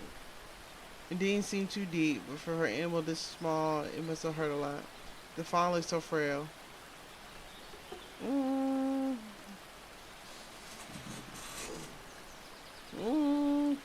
I don't know, because if we reach out, that shit might turn to some demon form bullshit or something. I don't know. Man, what? Let's go look for your mama, nigga. You weren't sure that if you would have helped, or how'd you convince Adele to follow you? We had to do something. It was good as any plan. Before you could get up, someone poked. Don't touch it. Damn! A voice came from behind. You shrieked. You jumped from the sudden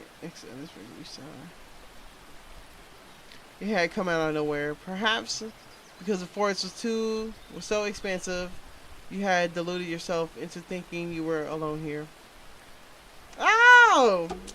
It's a dupe for after a moment, the gears in your mind began turning again. You heard this voice before, just say a day prior. Spinning round, came face to face with the masked figure and I saved you yesterday. Well, he was taller, so maybe not quite face to face. After your interaction, he became completely still. I did not mean to sneak up on you. Was he being apologetic or defensive? The tone in his voice and the expressionless mask made it impossible to tell. At least it wasn't something more frightening. Before you could say more, you remembered the injured fawn. Casting a quick glance at it, you were relieved to see it was still there. Are you worried? Your stomach was in knots as the concern built up to you. You wanted to help. Wanting to help and knowing how to help were two separate things, though. He reached out towards you for a second before thinking better of it and dropping his hand again. He quietly stood there staring at you, then he did something unexpected. With one swift movement, he stepped towards you and then past you, following that up upon crouching down in front of the bush where the fawn was. As you watched him carelessly, he gestured you to look at something. Look. He gestured towards the animal. Aw, hell no! At first you were unsure what he wanted you to see, then it clicked. The injury was gone. No trace of it remained. Instead, you were now staring at a perfectly healthy baby deer.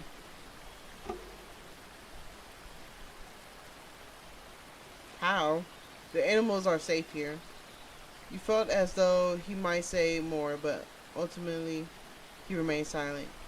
You returned your gaze to the fawn.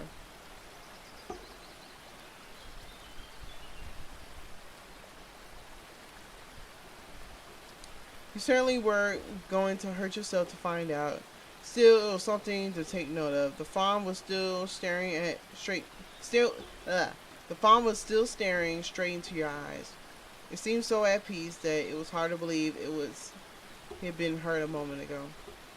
You took a mental note of this location for future reference. Perhaps Ellie would know something about it. Perhaps you could discover more on your own. It would be nice to see the fawn again. The movement in your caught your attention. You watched as a stray man in the mask reached out and plucked a flower. Well, that heals you or something? It's a rather bizarre sight to see him holding a flower.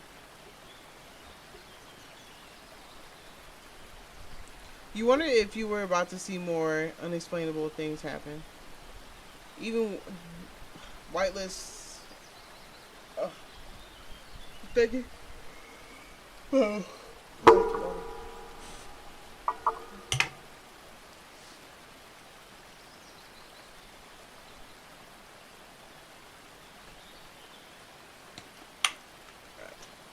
Even with List expecting him to do something interesting, you could not have predicted what came next. He quietly held out the flower towards you. You were staring at it. It's not poisonous, so it's okay to touch. You were stunned for a second, then the pieces fell into place. You must have looked as though you were staring at the flowers while lost in thought. Did he assume you were scared of a flower? The crimson-colored flower seemed even more vibrant up close. Thanks, him. I see. My apologies. Before things could take any more wild turns, he rose to his feet. He waited for you to follow suit before he spoke again. Fern. You can only blink at him. Fern what? Seeing your confusion, he elaborated. My name. I believe it is custom to give this information to new acquaintances. Yeah, so to him. It's a strange plant name. Perfect for a strange plant man.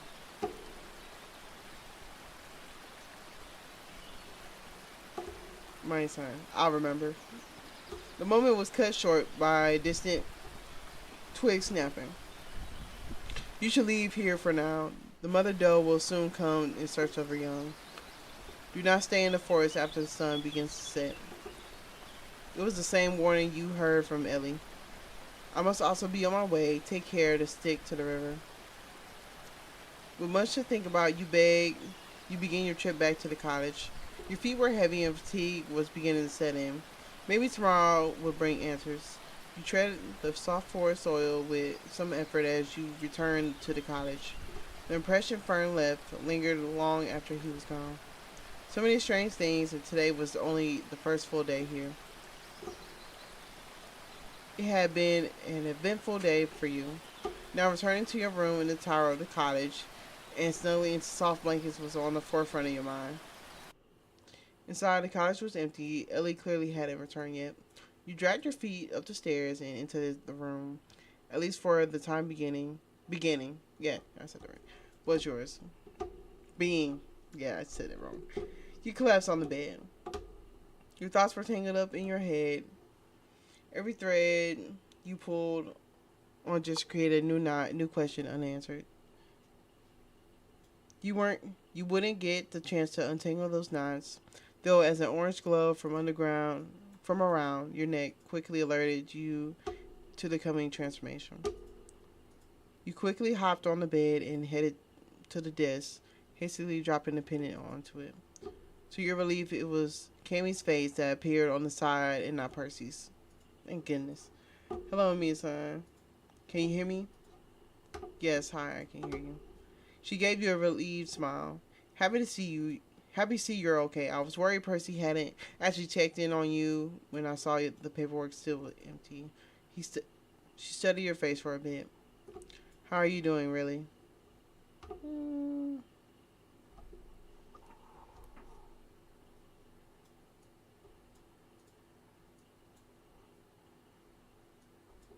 I'm okay.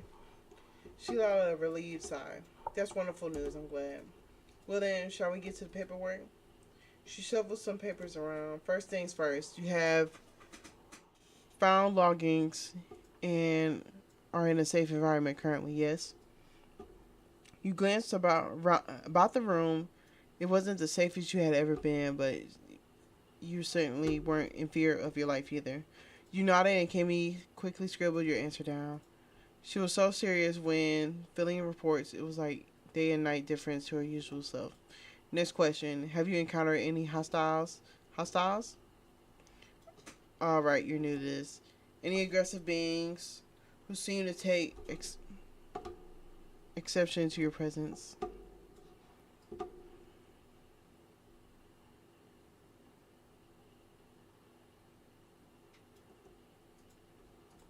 I'll note that down as a potential concern. And the last question right now. Out of these options, how would you rate your experience so far? Unwilling, negative. Negative, neutral, positive, unwilling, positive. I'll say positive. You're feeling pretty good about stuff. Okay. Kimmy neatly aligned the pages in front of her and then slipped them into a file before signing them over and out of the way. Her way. You assume letting you know the work was done and the following conversation was off the record. Hey, so I might not check in again for a few days. Might have to make Percy do it if something comes up. She grimaced, shuddering at the idea of more unfiled paperwork, presumably. I know it isn't ideal, but nothing is ideal right now. She shifted her gaze away from you as if contemplating what she should tell you. 4 new doors popped up after you left. That's never happened before. Damn! 4? Shit. You understood what that meant without having to be told.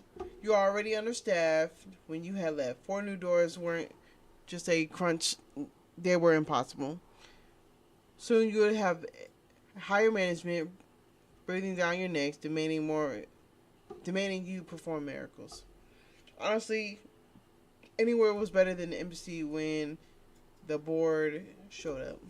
Anyways, I got a lot to do. Take care of yourself. The door. You didn't. No, never mind. Talk later. Huh? You watch as the light faded from the pendant. Well, that hadn't been great. Though honestly, hearing from work was never great. At least you knew there were things where things stood. And you could use that to inform your decisions moving forward. Slowly, you return to the pendant to its place around your neck. Right now, you were far away from the embassy and stressed and bustled. The thought was interrupted by the front door being flung open. You didn't have time to wonder who it was because the arrival was soon accompanied by a familiar voice. I'm back, Ellie happily declared their entrance. Did they always do this, or was this for your sake? They seemed like someone who would announce their arrival to an empty room. Going downstairs, you found Ellie by the table, unpacking their basket gleefully. They were so enraptured by the process that they hadn't even noticed you were there. And considering how creaky the cottage floorboards were. Ellie jumped, finally noticing you. Oh. They chuckled awkwardly. Sorry, I didn't see you there. Of course, Ellie was Ellie, and it wasn't long before they went back to their cheerful demeanor. Never mind that, I had something to show you. They bumped the remainder of the basket contents onto the table. Berries, a lot of wild berries. I also got beans for drinking. Beans? For drinking? Yes, coffee. Oh, that's so, that's wonderful news for you as berries. You could guess that Ellie had decided you couldn't just feed, fuck.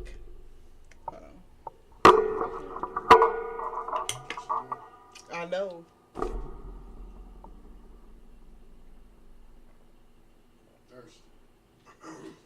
Shut up. I could guess that Ellie had decided you couldn't just be fed mushrooms for your stay. Slightly, you thank the universe for sparing you from having to only eat mushrooms for however you stayed. You didn't have time to thank Ellie though, as they were already on to the next topic of conversation. So, how was your day? There was a singing-songing tone to the words as they eagerly stared at you. You told me everything. You told them everything. Yeah. But admitted the parts. Let's tell her about Fern and see how she feel about him. You explained the events of the day from the moment you had left the cottage to venturing into the forest. Ellie listened intently, nodding along as you knew they were keeping up with your explanations. Then you got to the part about the stray masked figure Fern, your interactions with him. What? This time you jumped, startled by the sudden outburst. You saw him too? He spoke to you? What happened next? So many questions. Calming down slightly, Ellie tried again. Ahem. You really saw him? The strange person with the wooden mask? You had, and Fern was rather strange, but you weren't sure if Ellie was in a position to be calling anyone else strange. You nodded, uncertain of why this was such a big deal to Ellie. Unbelievable. And he spoke to you? Like with words? Whoa. Ellie was suddenly really close, staring up at you with admiring eyes. I knew you were magic. That must be it. We've been in this forest together for years, and he's never spoken to me. Ellie stopped to pout for a bit. I didn't even know he could speak. You must be magic. That must be it. Oh, and there are really neat red birds south of sitting in a big tree, so there is no apple there, though. With Ellie, conversations were like the waves of the ocean, unpredictable and ever-moving. You start out on one topic and soon carry to a seemingly random point, not bothering to explain what exactly they connected. You could only assume that there were some undercut in Ellie's mind that connected point A to point B because it was a mystery to you. By the point you didn't even question it when they changed the topic again. Oh, I have to tell you, I might be able to take you to town in a day or so. Cool. Day 2. The first thing you felt in the morning was a gentle breeze through your hair and the warmth of the morning sunlight on your face. Slowly opening your eyes, you were momentarily blinded by the light streaming in through the window. Fire shot. Let me get that screenshot real quick.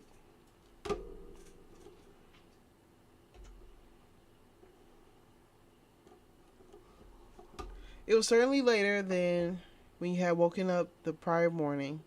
And fortunately, there didn't seem to be any clattering coming from downstairs. Ellie must have managed to slip out without causing much fuss this morning. Either that or they were still asleep. It had become apparent very quickly to the cottage and was never quiet when Ellie was up and about. You rolled over to your back, staring up at the ceiling as you thought the day was as you thought over the day ahead. You'd only been given one spare set of clothes, and you already worn them yesterday.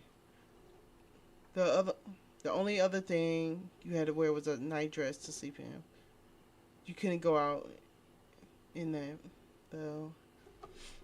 You would, you would have to make a trip to the river today so you could rinse your clothes and hopefully yourself as well. Maybe when you went down to town with Ellie, you could get some spare garments. With that, it was time to get out of bed and get dressed. You made a quick little note to yourself to ask Ellie about the currency of this place as you made your way down to the creaky steps. On the table, you found a little bowl of some berries and a cup of water, presumably set out for you by Ellie. You nibbled on the deep red berries while you mentally prepared yourself for the trip into the forest. The forest had seemed exciting and full of wonder to you before. Today you felt good. The sun was shining, the birds were chirping. It's a beautiful day. You slept well too, and it only elevated your good mood. Once you had finished the last of the berries laid out for you, it was time to depart. You had stuffed all your clothes into a bag and tossed it over your shoulder. You made sure to savor the fresh forest air as you made your trip to the river. With yesterday's trip, the river would be easy to reach. You passed by the river, the water glittering and sparkled as it flowed, dancing in and out of the light, making its way through the trees and onto the water surface. Though the sunlight bathed in a warm hue, the water itself was cool to the touch. It wasn't an unpleasant coldness. In fact, it was rather soothing. However you imagined, it would be much less soothing when you were submerged yourself in it. Nevertheless, it could not be avoided, since the cottage had a well and a basin you could use for rinsing yourself. It was rather small and would require multiple trips to the well and back if you had attempted to wash your clothes like that. It seemed much less work this way. Pulling off your shoes, you dipped your feet into the water, pulling your bag closer. The moment the river felt almost like a massage around your ankles. That was nice. It also meant you have to keep carefully up holding your laundry, or it would be pulled away by the flow. Who knows where it'll end up. To avoid that, you only washed one piece at a time, getting up, hanging them on nearby branches one by one until you were finished. They wouldn't take long to dry with a warm breeze pushing through the trees. While you took a second dip in the pristine water, you could also wash your second set of clothes. You kept your undergarments on just in case that a good thing you had because attention was soon drawn to the tiniest rapid footsteps. Something small and fuzzy dashed out from the bushes and trees and directly at you. Cat, fox, bunny. I'm gonna go. Cat. It had soft cream fur and pale green eyes, and regarded you with judgment gaze only a cat could muster up. It sat down on the stone by the riverside for a moment. Then I got up and dashed back into the forest. A glint of something caught your eye, right where an animal had been for a moment before. Now it's something small and shiny. You moved closer to inspect it. Was it a hair charm? Just then, more rustling from the forest, but it wasn't an animal that stepped out from the brush. This time, it was a familiar masked individual, Fern. He froze in his tracks as he noticed you. He wasn't wearing his foliage-covered cloak at this time. He looked surprisingly normal, aside from the mask. You had to wonder if he ever took it off. It couldn't be very comfortable. When he still didn't move, after a moment, the realization dawned on you. You looked down at yourself and then looked up at him. He started to say something, but went quiet again. Was he feeling awkward? No, we gonna tease him.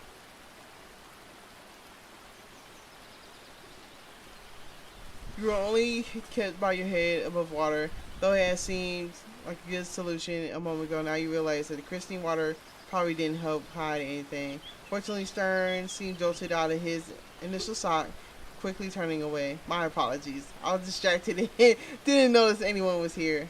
I lost something and was looking for it. Him explaining himself was no prompting seemed to confirm his discomfort.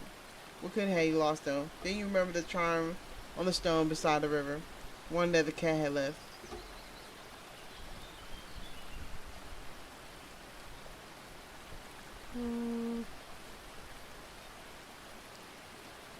Oh, thank you. He awkwardly moved to collect it, being sure to look anywhere but your direction. Fortunately, you couldn't remain in the water forever. After you had gotten out of the water, you checked your clothing. You wrapped your arms around yourself. Your clothes were almost dry, but the breeze didn't feel warm anymore. The only saving grace was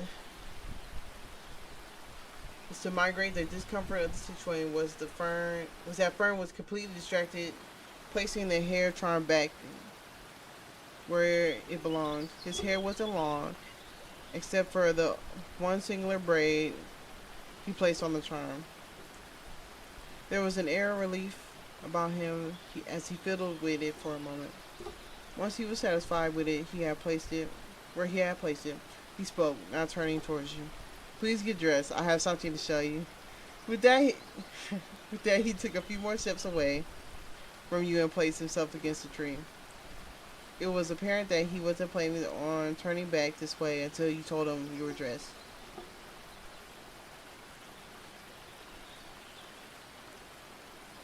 Things like turning away to be polite and insisting on letting you know his name were just fernisms, you assume. And then, sure. In fairness, your first meeting had involved creepy men with strange magic energy around them. All that aside, now he seemed far less strange and intimidating. Perhaps this was just the magic of the military. He wasn't just a strange forest-dwelling entity you know now. He had a name, a voice, and a personality. He probably had a face too, though you weren't sure. Once you were done getting dressed, you collected the rest of your things. Your clothes were still slightly damp against your skin, but it couldn't be avoided. You made your way over to where Fern was standing, slightly curious about what he wanted to show you. I'm done. He finally faced you again. Very well. Don't worry, it's not fair. It's not far. I said not fair. He gestured for you to walk with him. It seemed wherever you were going, it could be located by the following river. As you two walked in silence, you thought about the hair charm again. You're curious but didn't want to pry. You asked about it. It had clearly been important to him.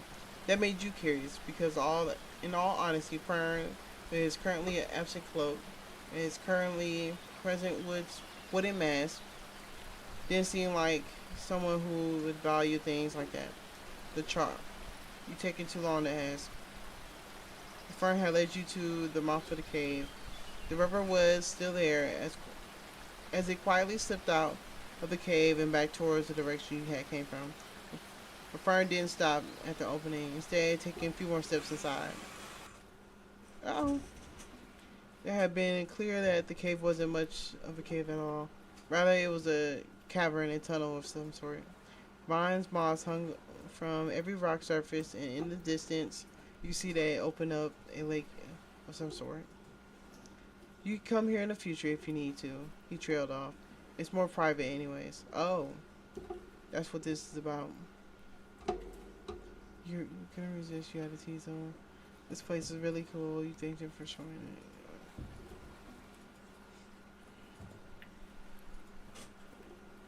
it. He slightly inclined his head. There's no need to thank me for something like this. Then I'll be taking my leave. Remember to return before the sunset. He was leaving already? I could stay. Yes, stay. Yup, let's get to know you more. Very well.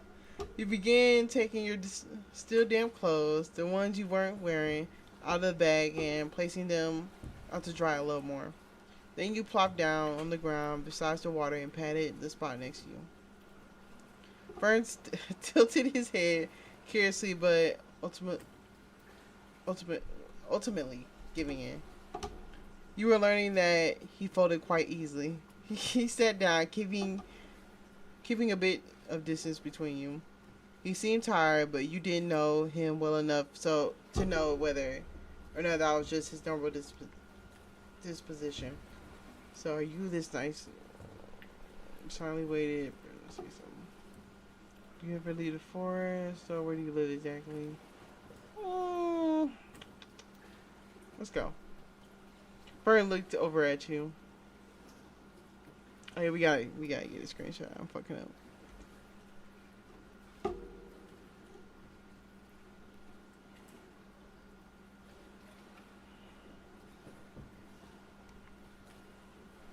There we go. Alright, in the forest? Nigga, like where, bro? He get on my nerves. He said as though he was confused about what was being asked, so you clarified. I mean, like, where in the forest? Oh, I mostly stay by the ruins. The ruins? If you ask the strange little fey creature, they could probably tell you where that is. A strange little fey creature? You bit your lip, and he was definitely talking about Ellie. What's an elf? Right. Ellie has said something about your ears you've forgotten. Maybe this world didn't have elves. You pointed at yourself and then to your ears. I'm an elf. I've never seen anyone who looks like you before, so no. I'm not sure if I'm nice, though. I don't mean to cause offense, but it's just that you seem rather harmless. Harsh, but fair. You can only nod along. I haven't left in a very long time, but you could if you wanted to. I could, yes, but not for very long. I belong here.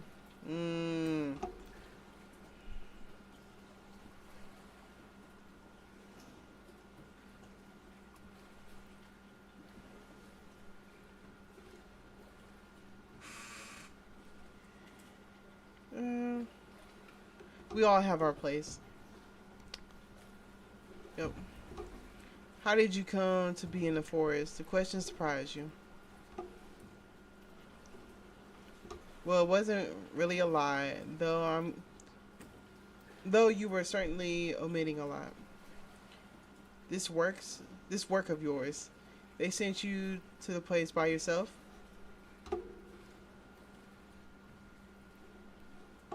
That sounds tiring. It is. Instead, just let your focus drift into the water and surroundings. After a while, you two lapse into a comfortable silence as you watch the water. Glancing over at Fern, your eyes caught onto the single braid with the charm. He turned his head to look at you for a moment, catching your gaze, because I don't like my hair long. To your surprise, it seemed like he was going to explain on his own. The charm was a gift, so I keep it on one braid in order to use it. Thank you for finding it. It is important to me. You were left speechless for a moment. His voice was barely above whisper, but there was so much warmth in it that you couldn't help but be dazzled. The person who gave it to you. You trailed off, unsure how to finish the question. Nevertheless, he understood. She's gone. Damn. Your heart sank. I'm sorry. It's alright.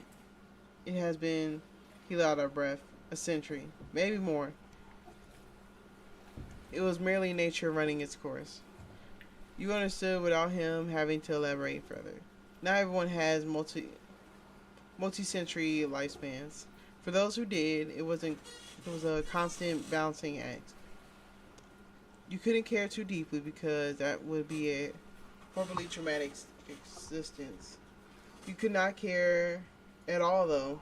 You couldn't not care at all, though, because it would be a joyless and empty life. The balance, it was in the middle of somewhere, a place of acceptance. You scooted a little bit closer, just enough so you could rest a hand on his shoulder. I understand. It was all the comfort you could afford. He didn't pull away from you, instead patting your hand lightly. Thank you. Eventually, as minutes turned into hours, the sun made its way across the sky. Your clothing dried, and it was time to return home. Fern had taken you halfway before he had to leave. You weren't sure how did this happen, but somehow, as you traveled the rest of the way to the cottage, you began to feel something you hadn't felt in a long time. You felt alone. That night, a storm began to brew. Mm. When you open your eyes in the morning, there wasn't warmth of sunlight, but rather humidity accompanied by the pattern of rain. The air smelled of wet soil. The scent brought to mind a certain masked figure who dwelled in the woods. He smelled like rain too, though you were still uncertain of how a person could smell like rain. You weren't given much of a chance to dwell on that, however, since you had more pressing matters to think on. Today was meant to be the day Elle took you to town. Would that be pushed back now? As you reached the bottom of the stairs, you noticed Ellie's waist deep in the chest, seemingly searching for something. Mushroom had noticeably absent. No time was given for inquiries before Ellie yanked something out of the chest with a trumpet. Aha. They turned out looking you smiling. Look, they handed you something. It's a cloak. I knew I had one what? I know I had one that was too long for me. It'll keep you dry and keep those ears hidden. It's rather old though, so it wouldn't be best to get. It would be best to get you a new one in town. It seemed you would be going into town today after all. You were beginning to think you would never see it. Pat, pat, pat. The rain came down steadily as you followed Ellie through the woods. Don't worry. It'll stop by the time we reach town. You were skeptical about that, looking up at the thick gray clouds looming over the forest. Ellie was right about the cloak being old. You could tell where you were getting soaked even with it on. You hoped Ellie was right about the rain too.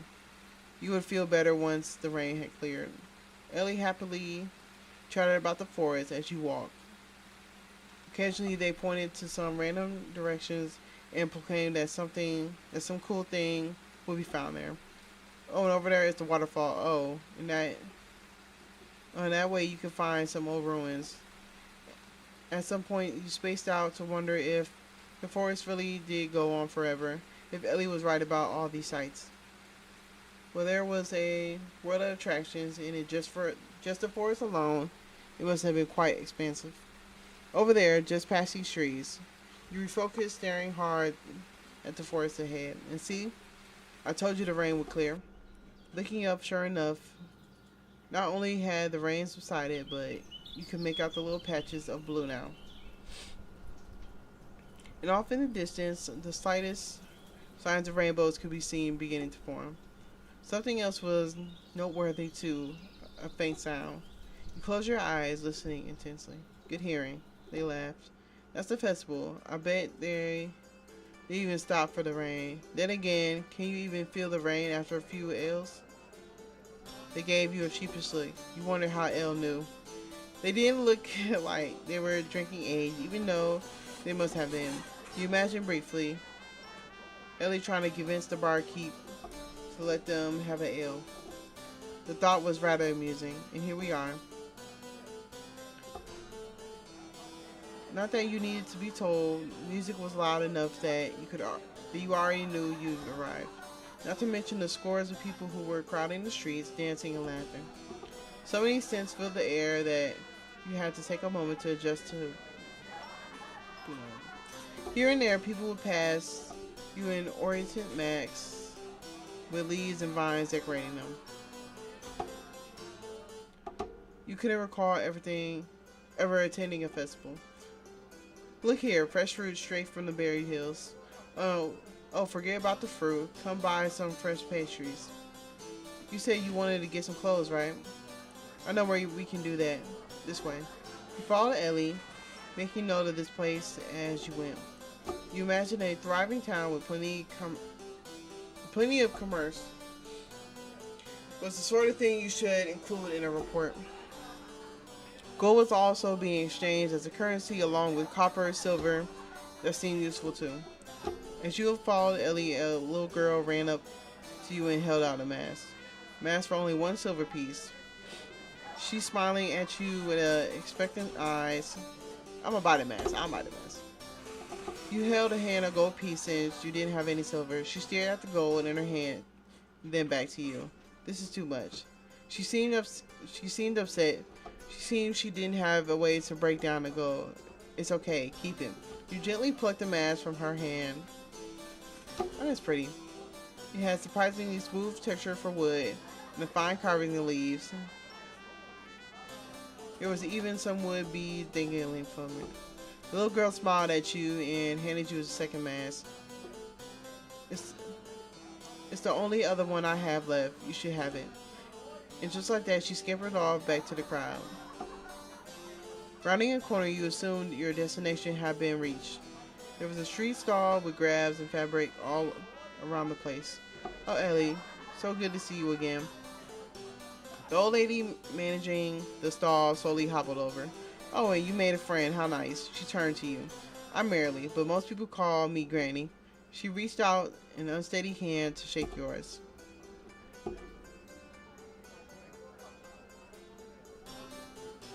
You shook her hand and gave her a warm smile. It felt a little strange calling a human Granny. You were definitely older than her, but it seemed impolite to refuse. Granny, me and son need some clothes, so I brought her straight to you.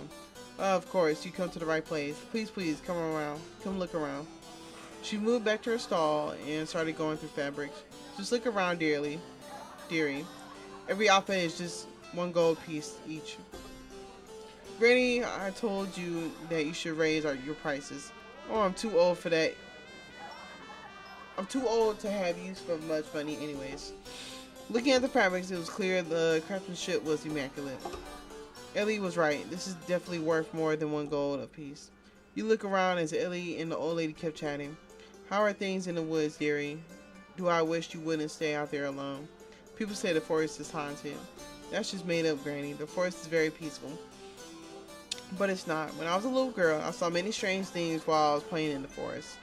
Trees would creak suddenly and the mist would appear out of nowhere. There's also a strange man there. Though I suppose it's been so long he's probably gone by now. Don't worry so much, Granny. I'm always extra careful. Besides, Emiya-san is with me right now, so I'm not alone. The strange man in the forest couldn't be Fern, right? You stopped your browsing to consider. Yeah, let's ask about it. Could you tell me about the strange man in the woods? Ellie gave you a quizzical look before their eyes lit up with recognition. Oh, that was many decades ago. I was playing with my older sister. May she rest in peace. And I went too far in the woods. I knew I shouldn't, but I was a very mischievous child. Gave my parents many headaches. So I found this field and was chasing this pretty yellow butterfly when I tripped on a grass root. Hurt my ankle real bad, couldn't walk. And I had gone so far that my sister couldn't find me. I was thinking I had stayed in the forest all night when a tall man in a mask showed up. He didn't say a word, but looked me right into my sister who was looking for me. He was like he knew exactly where she was.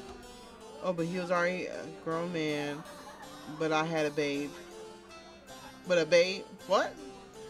Oh, but he was already a grown man, and but a babe. Maybe baby. Surely he would be in the hereafter by now. She looked down, soaking her voice. Oh, I never did get to say thank you. I'm sure he wouldn't be upset by that. That was definitely Fern, and from you had come to know him now, you probably didn't hold resentment for such things. Still, you could let him know when you see him again.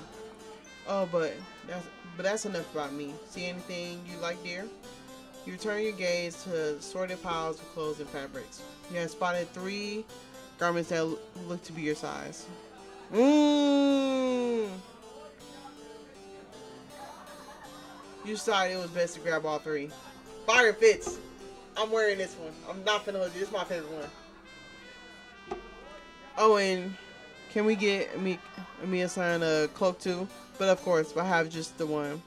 She pulled a velvety, what the fuck? I don't care. Jade coat from the pile of fabric nearby and handed it to you.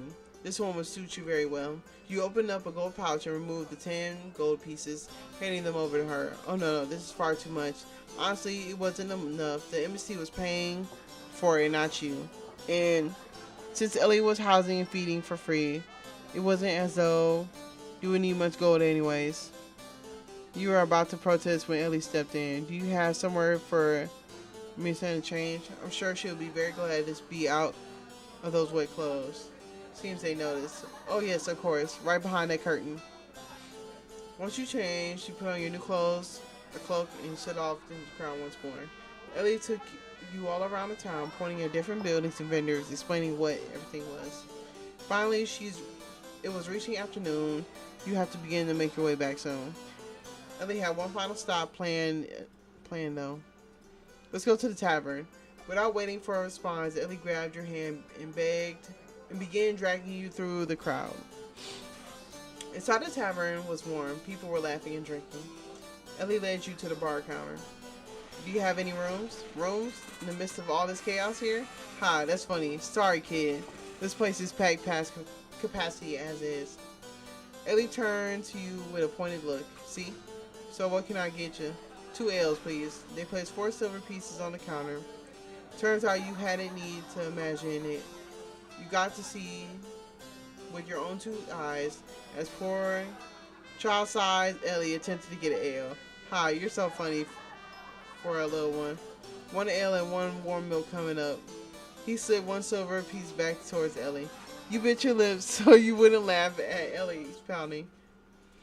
You sat on the bar stool next to Ellie as you waited.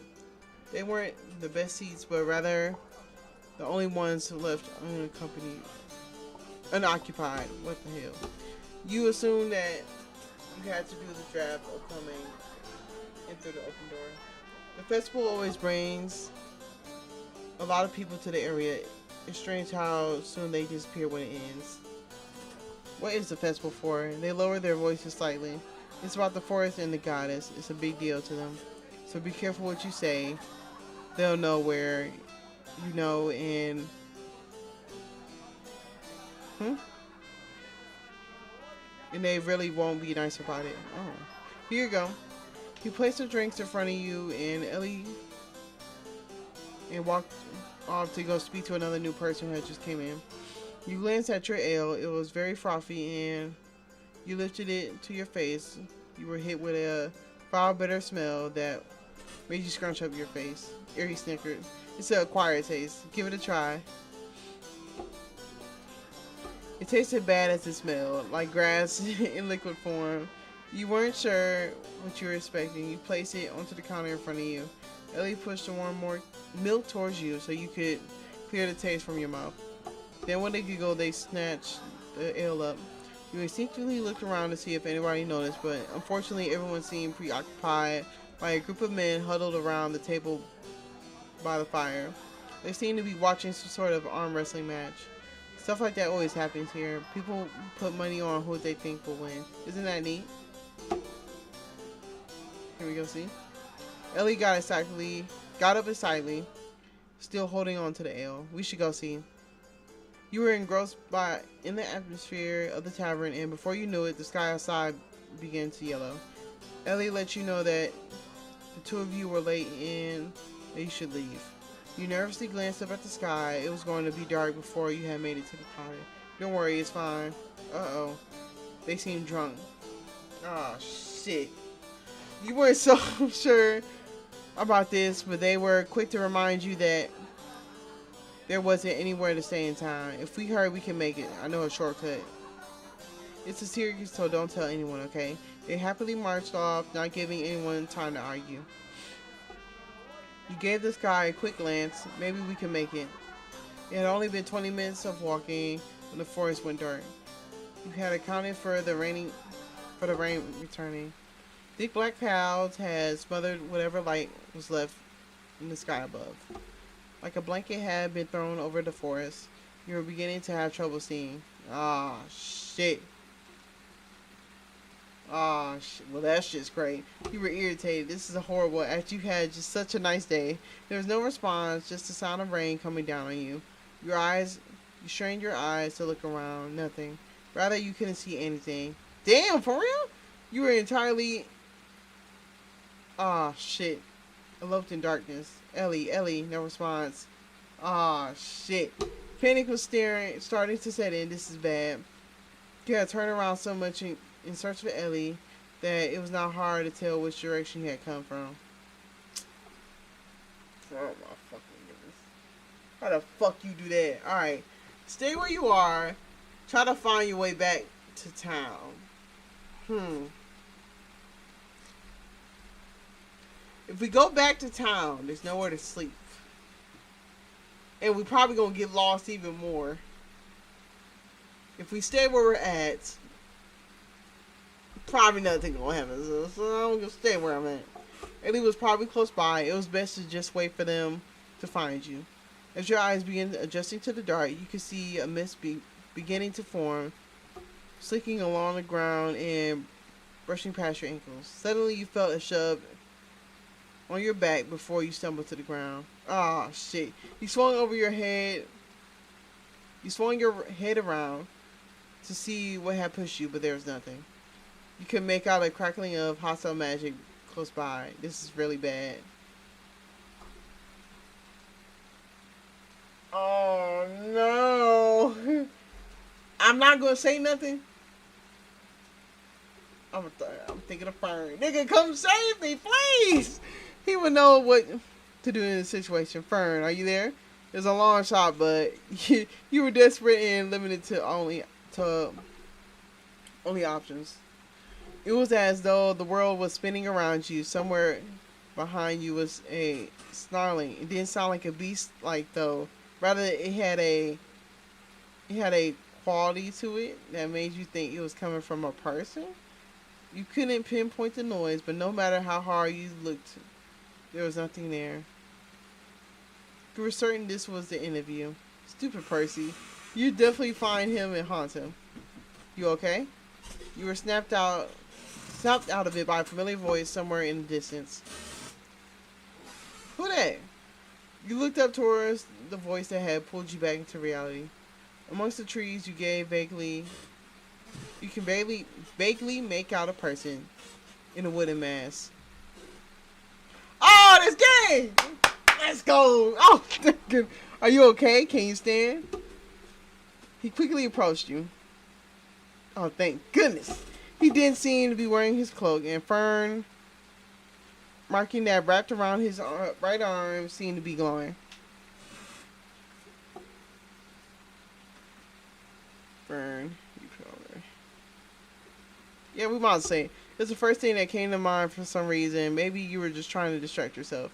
You helped her find her sister, and she's now old, and she feels bad that she didn't say thank you. Okay, come on. Firstly, Fern seemed to understand your desperate need for distraction. You can tell me about it while we get out of the rain. Ah! I gotta get that screenshot for sure.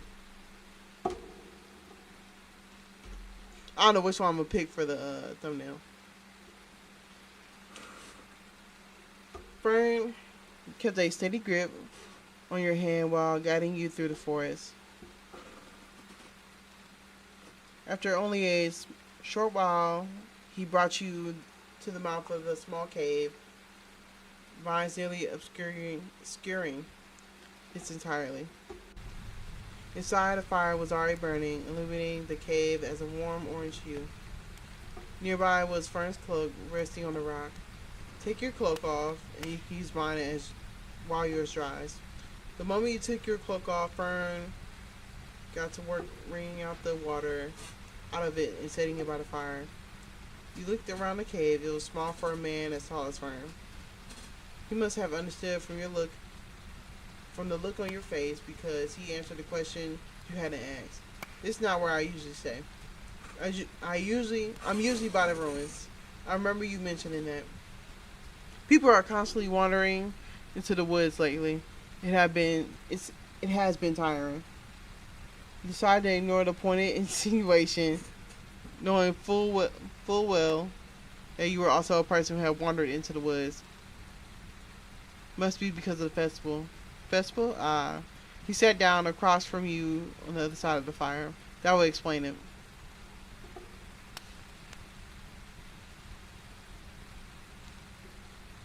I know. I wasn't going to say anything. The warmth from the fire made you feel better. Bro, where the fuck is Ellie at, bro? Did we just leave her, bro? Ah, shit. Fortunately, the wind was rather oh shit. Was rather unforgiving. Every time it picked up, would have whipped into the cave and chill you. You inch closer to the fire, putting Fern's cloak tighter around you. Come to this side. He gestured to a spot beside him. You were too cold to even hesitate, quickly moving towards him. You sat beside him. He was indeed a very effective windshield. Aren't you cold? I don't get cold.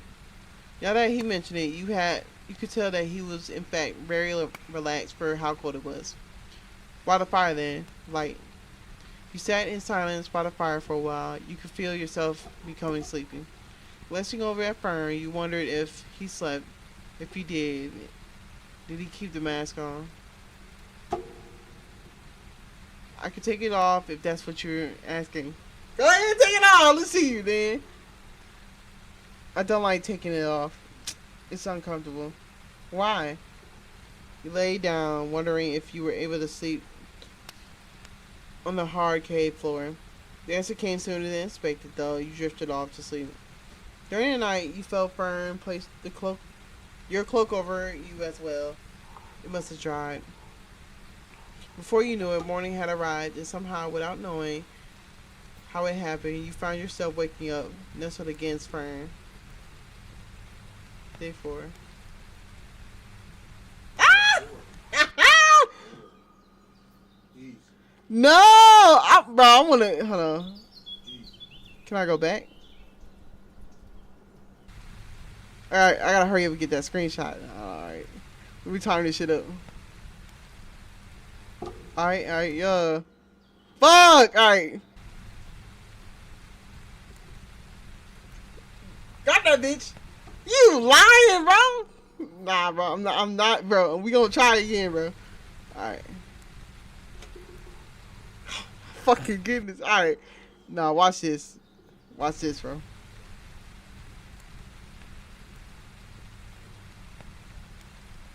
Yes! Got that bitch. Didn't I get it? Ah, I pressed the wrong thing. Fuck! Hold on. Hold on, y'all. Y'all gonna have to deal with me. I'm getting this shot.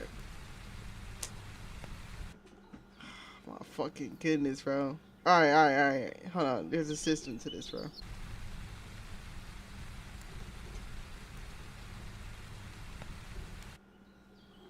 Fuck. Alright. No. We got this, bro. We got this. Alright.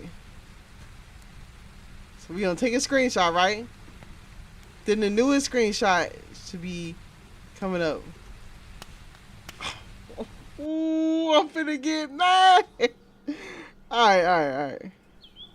No, I don't want this. In a way, though. Unseen text after transitions. Ain't no way to. Menu preferences. Fuck. Bro, I just want the picture to go back. That's it. Alright.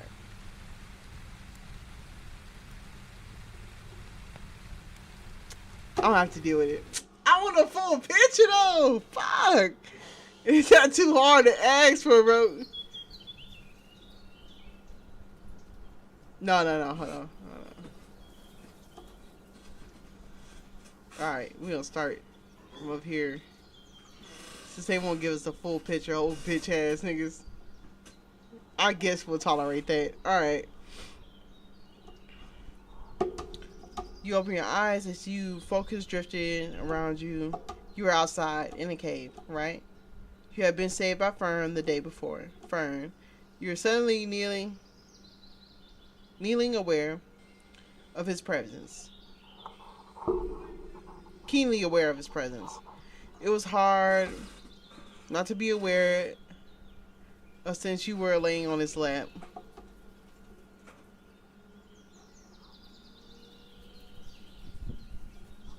Oh, sorry. Good morning. What was you comfortable? Let's tease a little bit. It was true. You would have experienced, if you would have had expected sleeping on the floor would be painful experience, but you weren't stiff or uncomfortable at all. Thank you. He did not sound sure. He had clearly flustered him entirely. With a light laugh, you finally sat up. You're welcome. You stretch your arms above your head as you gather your bearings for the day. You couldn't tell for sure, but you felt as though Fern was watching you intensely. That suspicion was confirmed when he immediately looked away as soon as you glanced at him. If you want, I can walk you back to the cottage. Not that forest is unsafe right now. Not that the forest is unsafe right now. It's bright out, so it should be fine.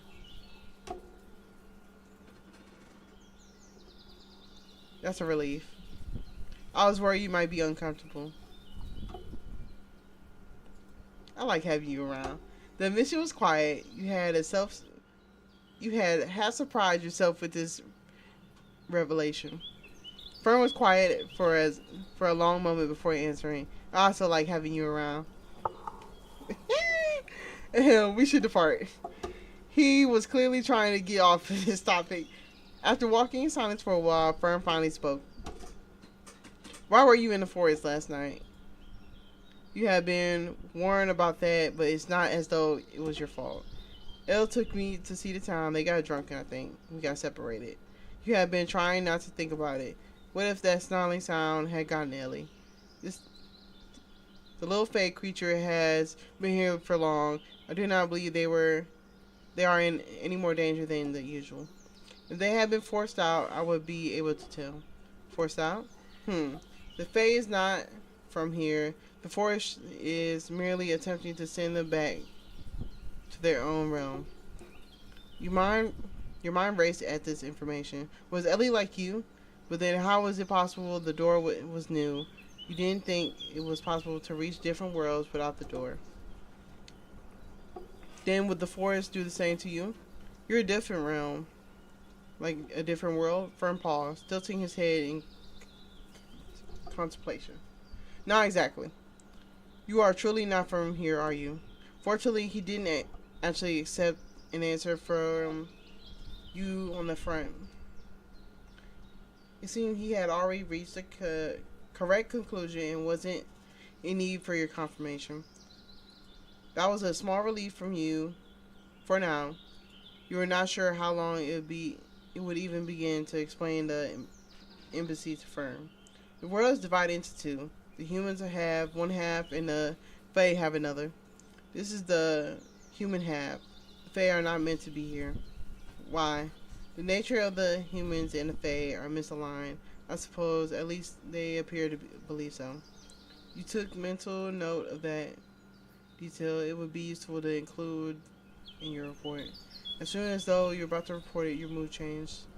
You had almost forgotten about work, and that was all you had come here to do. And soon you would have to leave. Soon you were standing outside the cottage, bracing yourself for what you weren't sure yet.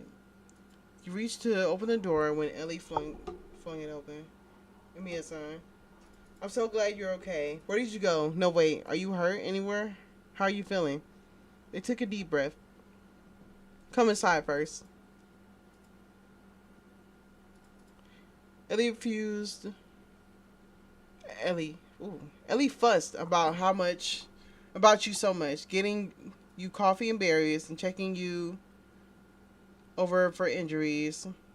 That was impossible to get word in edgewise.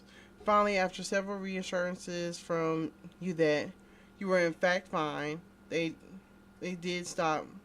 Did they stop? What the fuck? Nope. Water. I need water. That shit. I think after this day, I'm gonna call it a day. What? Yeah, bro, I gotta stay in the forest for 14 days. I'm on day 4. Finally, after several reassurances, oh, I already read that. Okay. About last night, I really didn't mean to disappear like that. The forest wanted to push you out. How did you? No, it doesn't matter. It's true. The forest sees me as something that shouldn't be here. Because I'm a Fae, and this is not a place I should be. It's usually fine, though. No problem at all. It quickly interjected, clearly not wanting you to feel bad. But I was a little distracted yesterday. Before you say it, It's not the L. I was just really happy because I have been here alone for a while, and yesterday I got to go out with another person.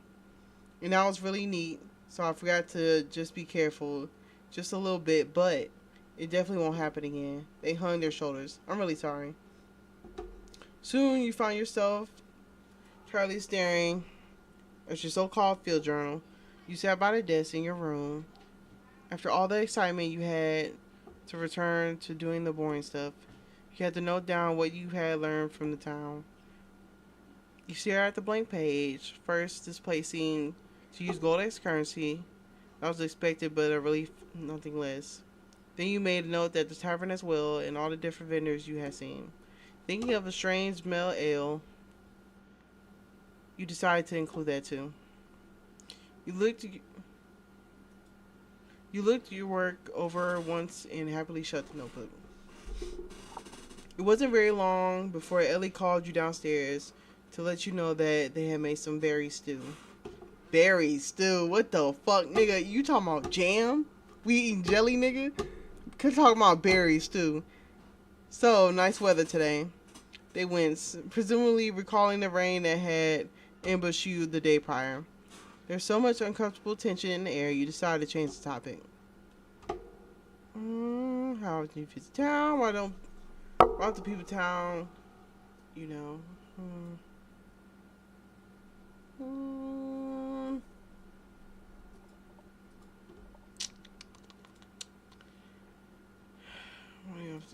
Let's try this. Because they think the Fae are evil.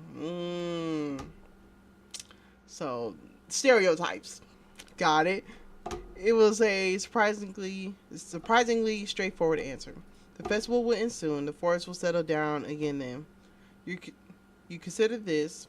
What would that be like, you wondered. Come to think of it, I never explained the festival to you. They are celebrating the birth of the forest. You know, the mourning of the death of their goddess. Their goddess. We don't really have gods in the Fae realm. The story goes that once humans and Fae were at odds, the humans will tell you that the Fae were evil. They roll their eyes. Really? They were just too free for the people here.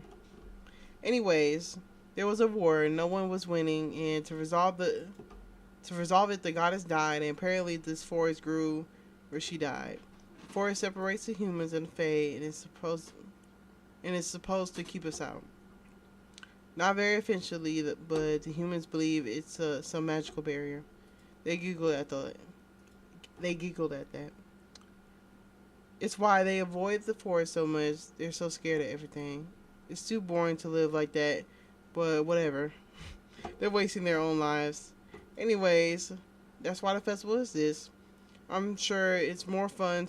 It's a more fun story how they tell it, but you know I can't really be like, hello stranger, I just met. Hello stranger, I just met and don't know. Please explain your history to me. You smiled to yourself. Ellie was child shaped. They probably could do that and be fine, but you kept that to yourself though. You, on the other hand, definitely couldn't pry like that. This was important information. If the people were hostile towards magic and the sort, then establishing the MC here would be a problem. The mentions of a war had also not slipped your mind. If you approved this place and it started a war, you might ruin your whole career and Percy's and Camie's too. You wondered if the Fae might perhaps be more receptive.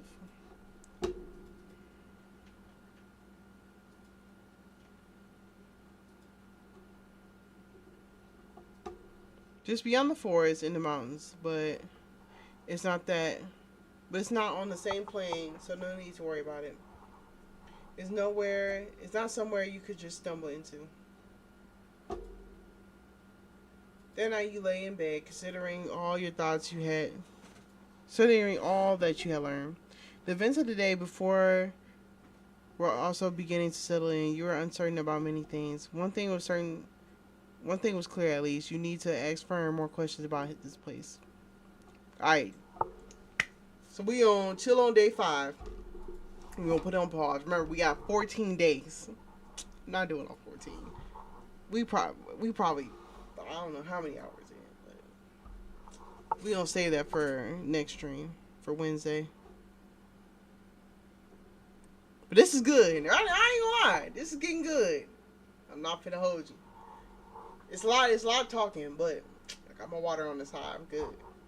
So we gonna pick this back up on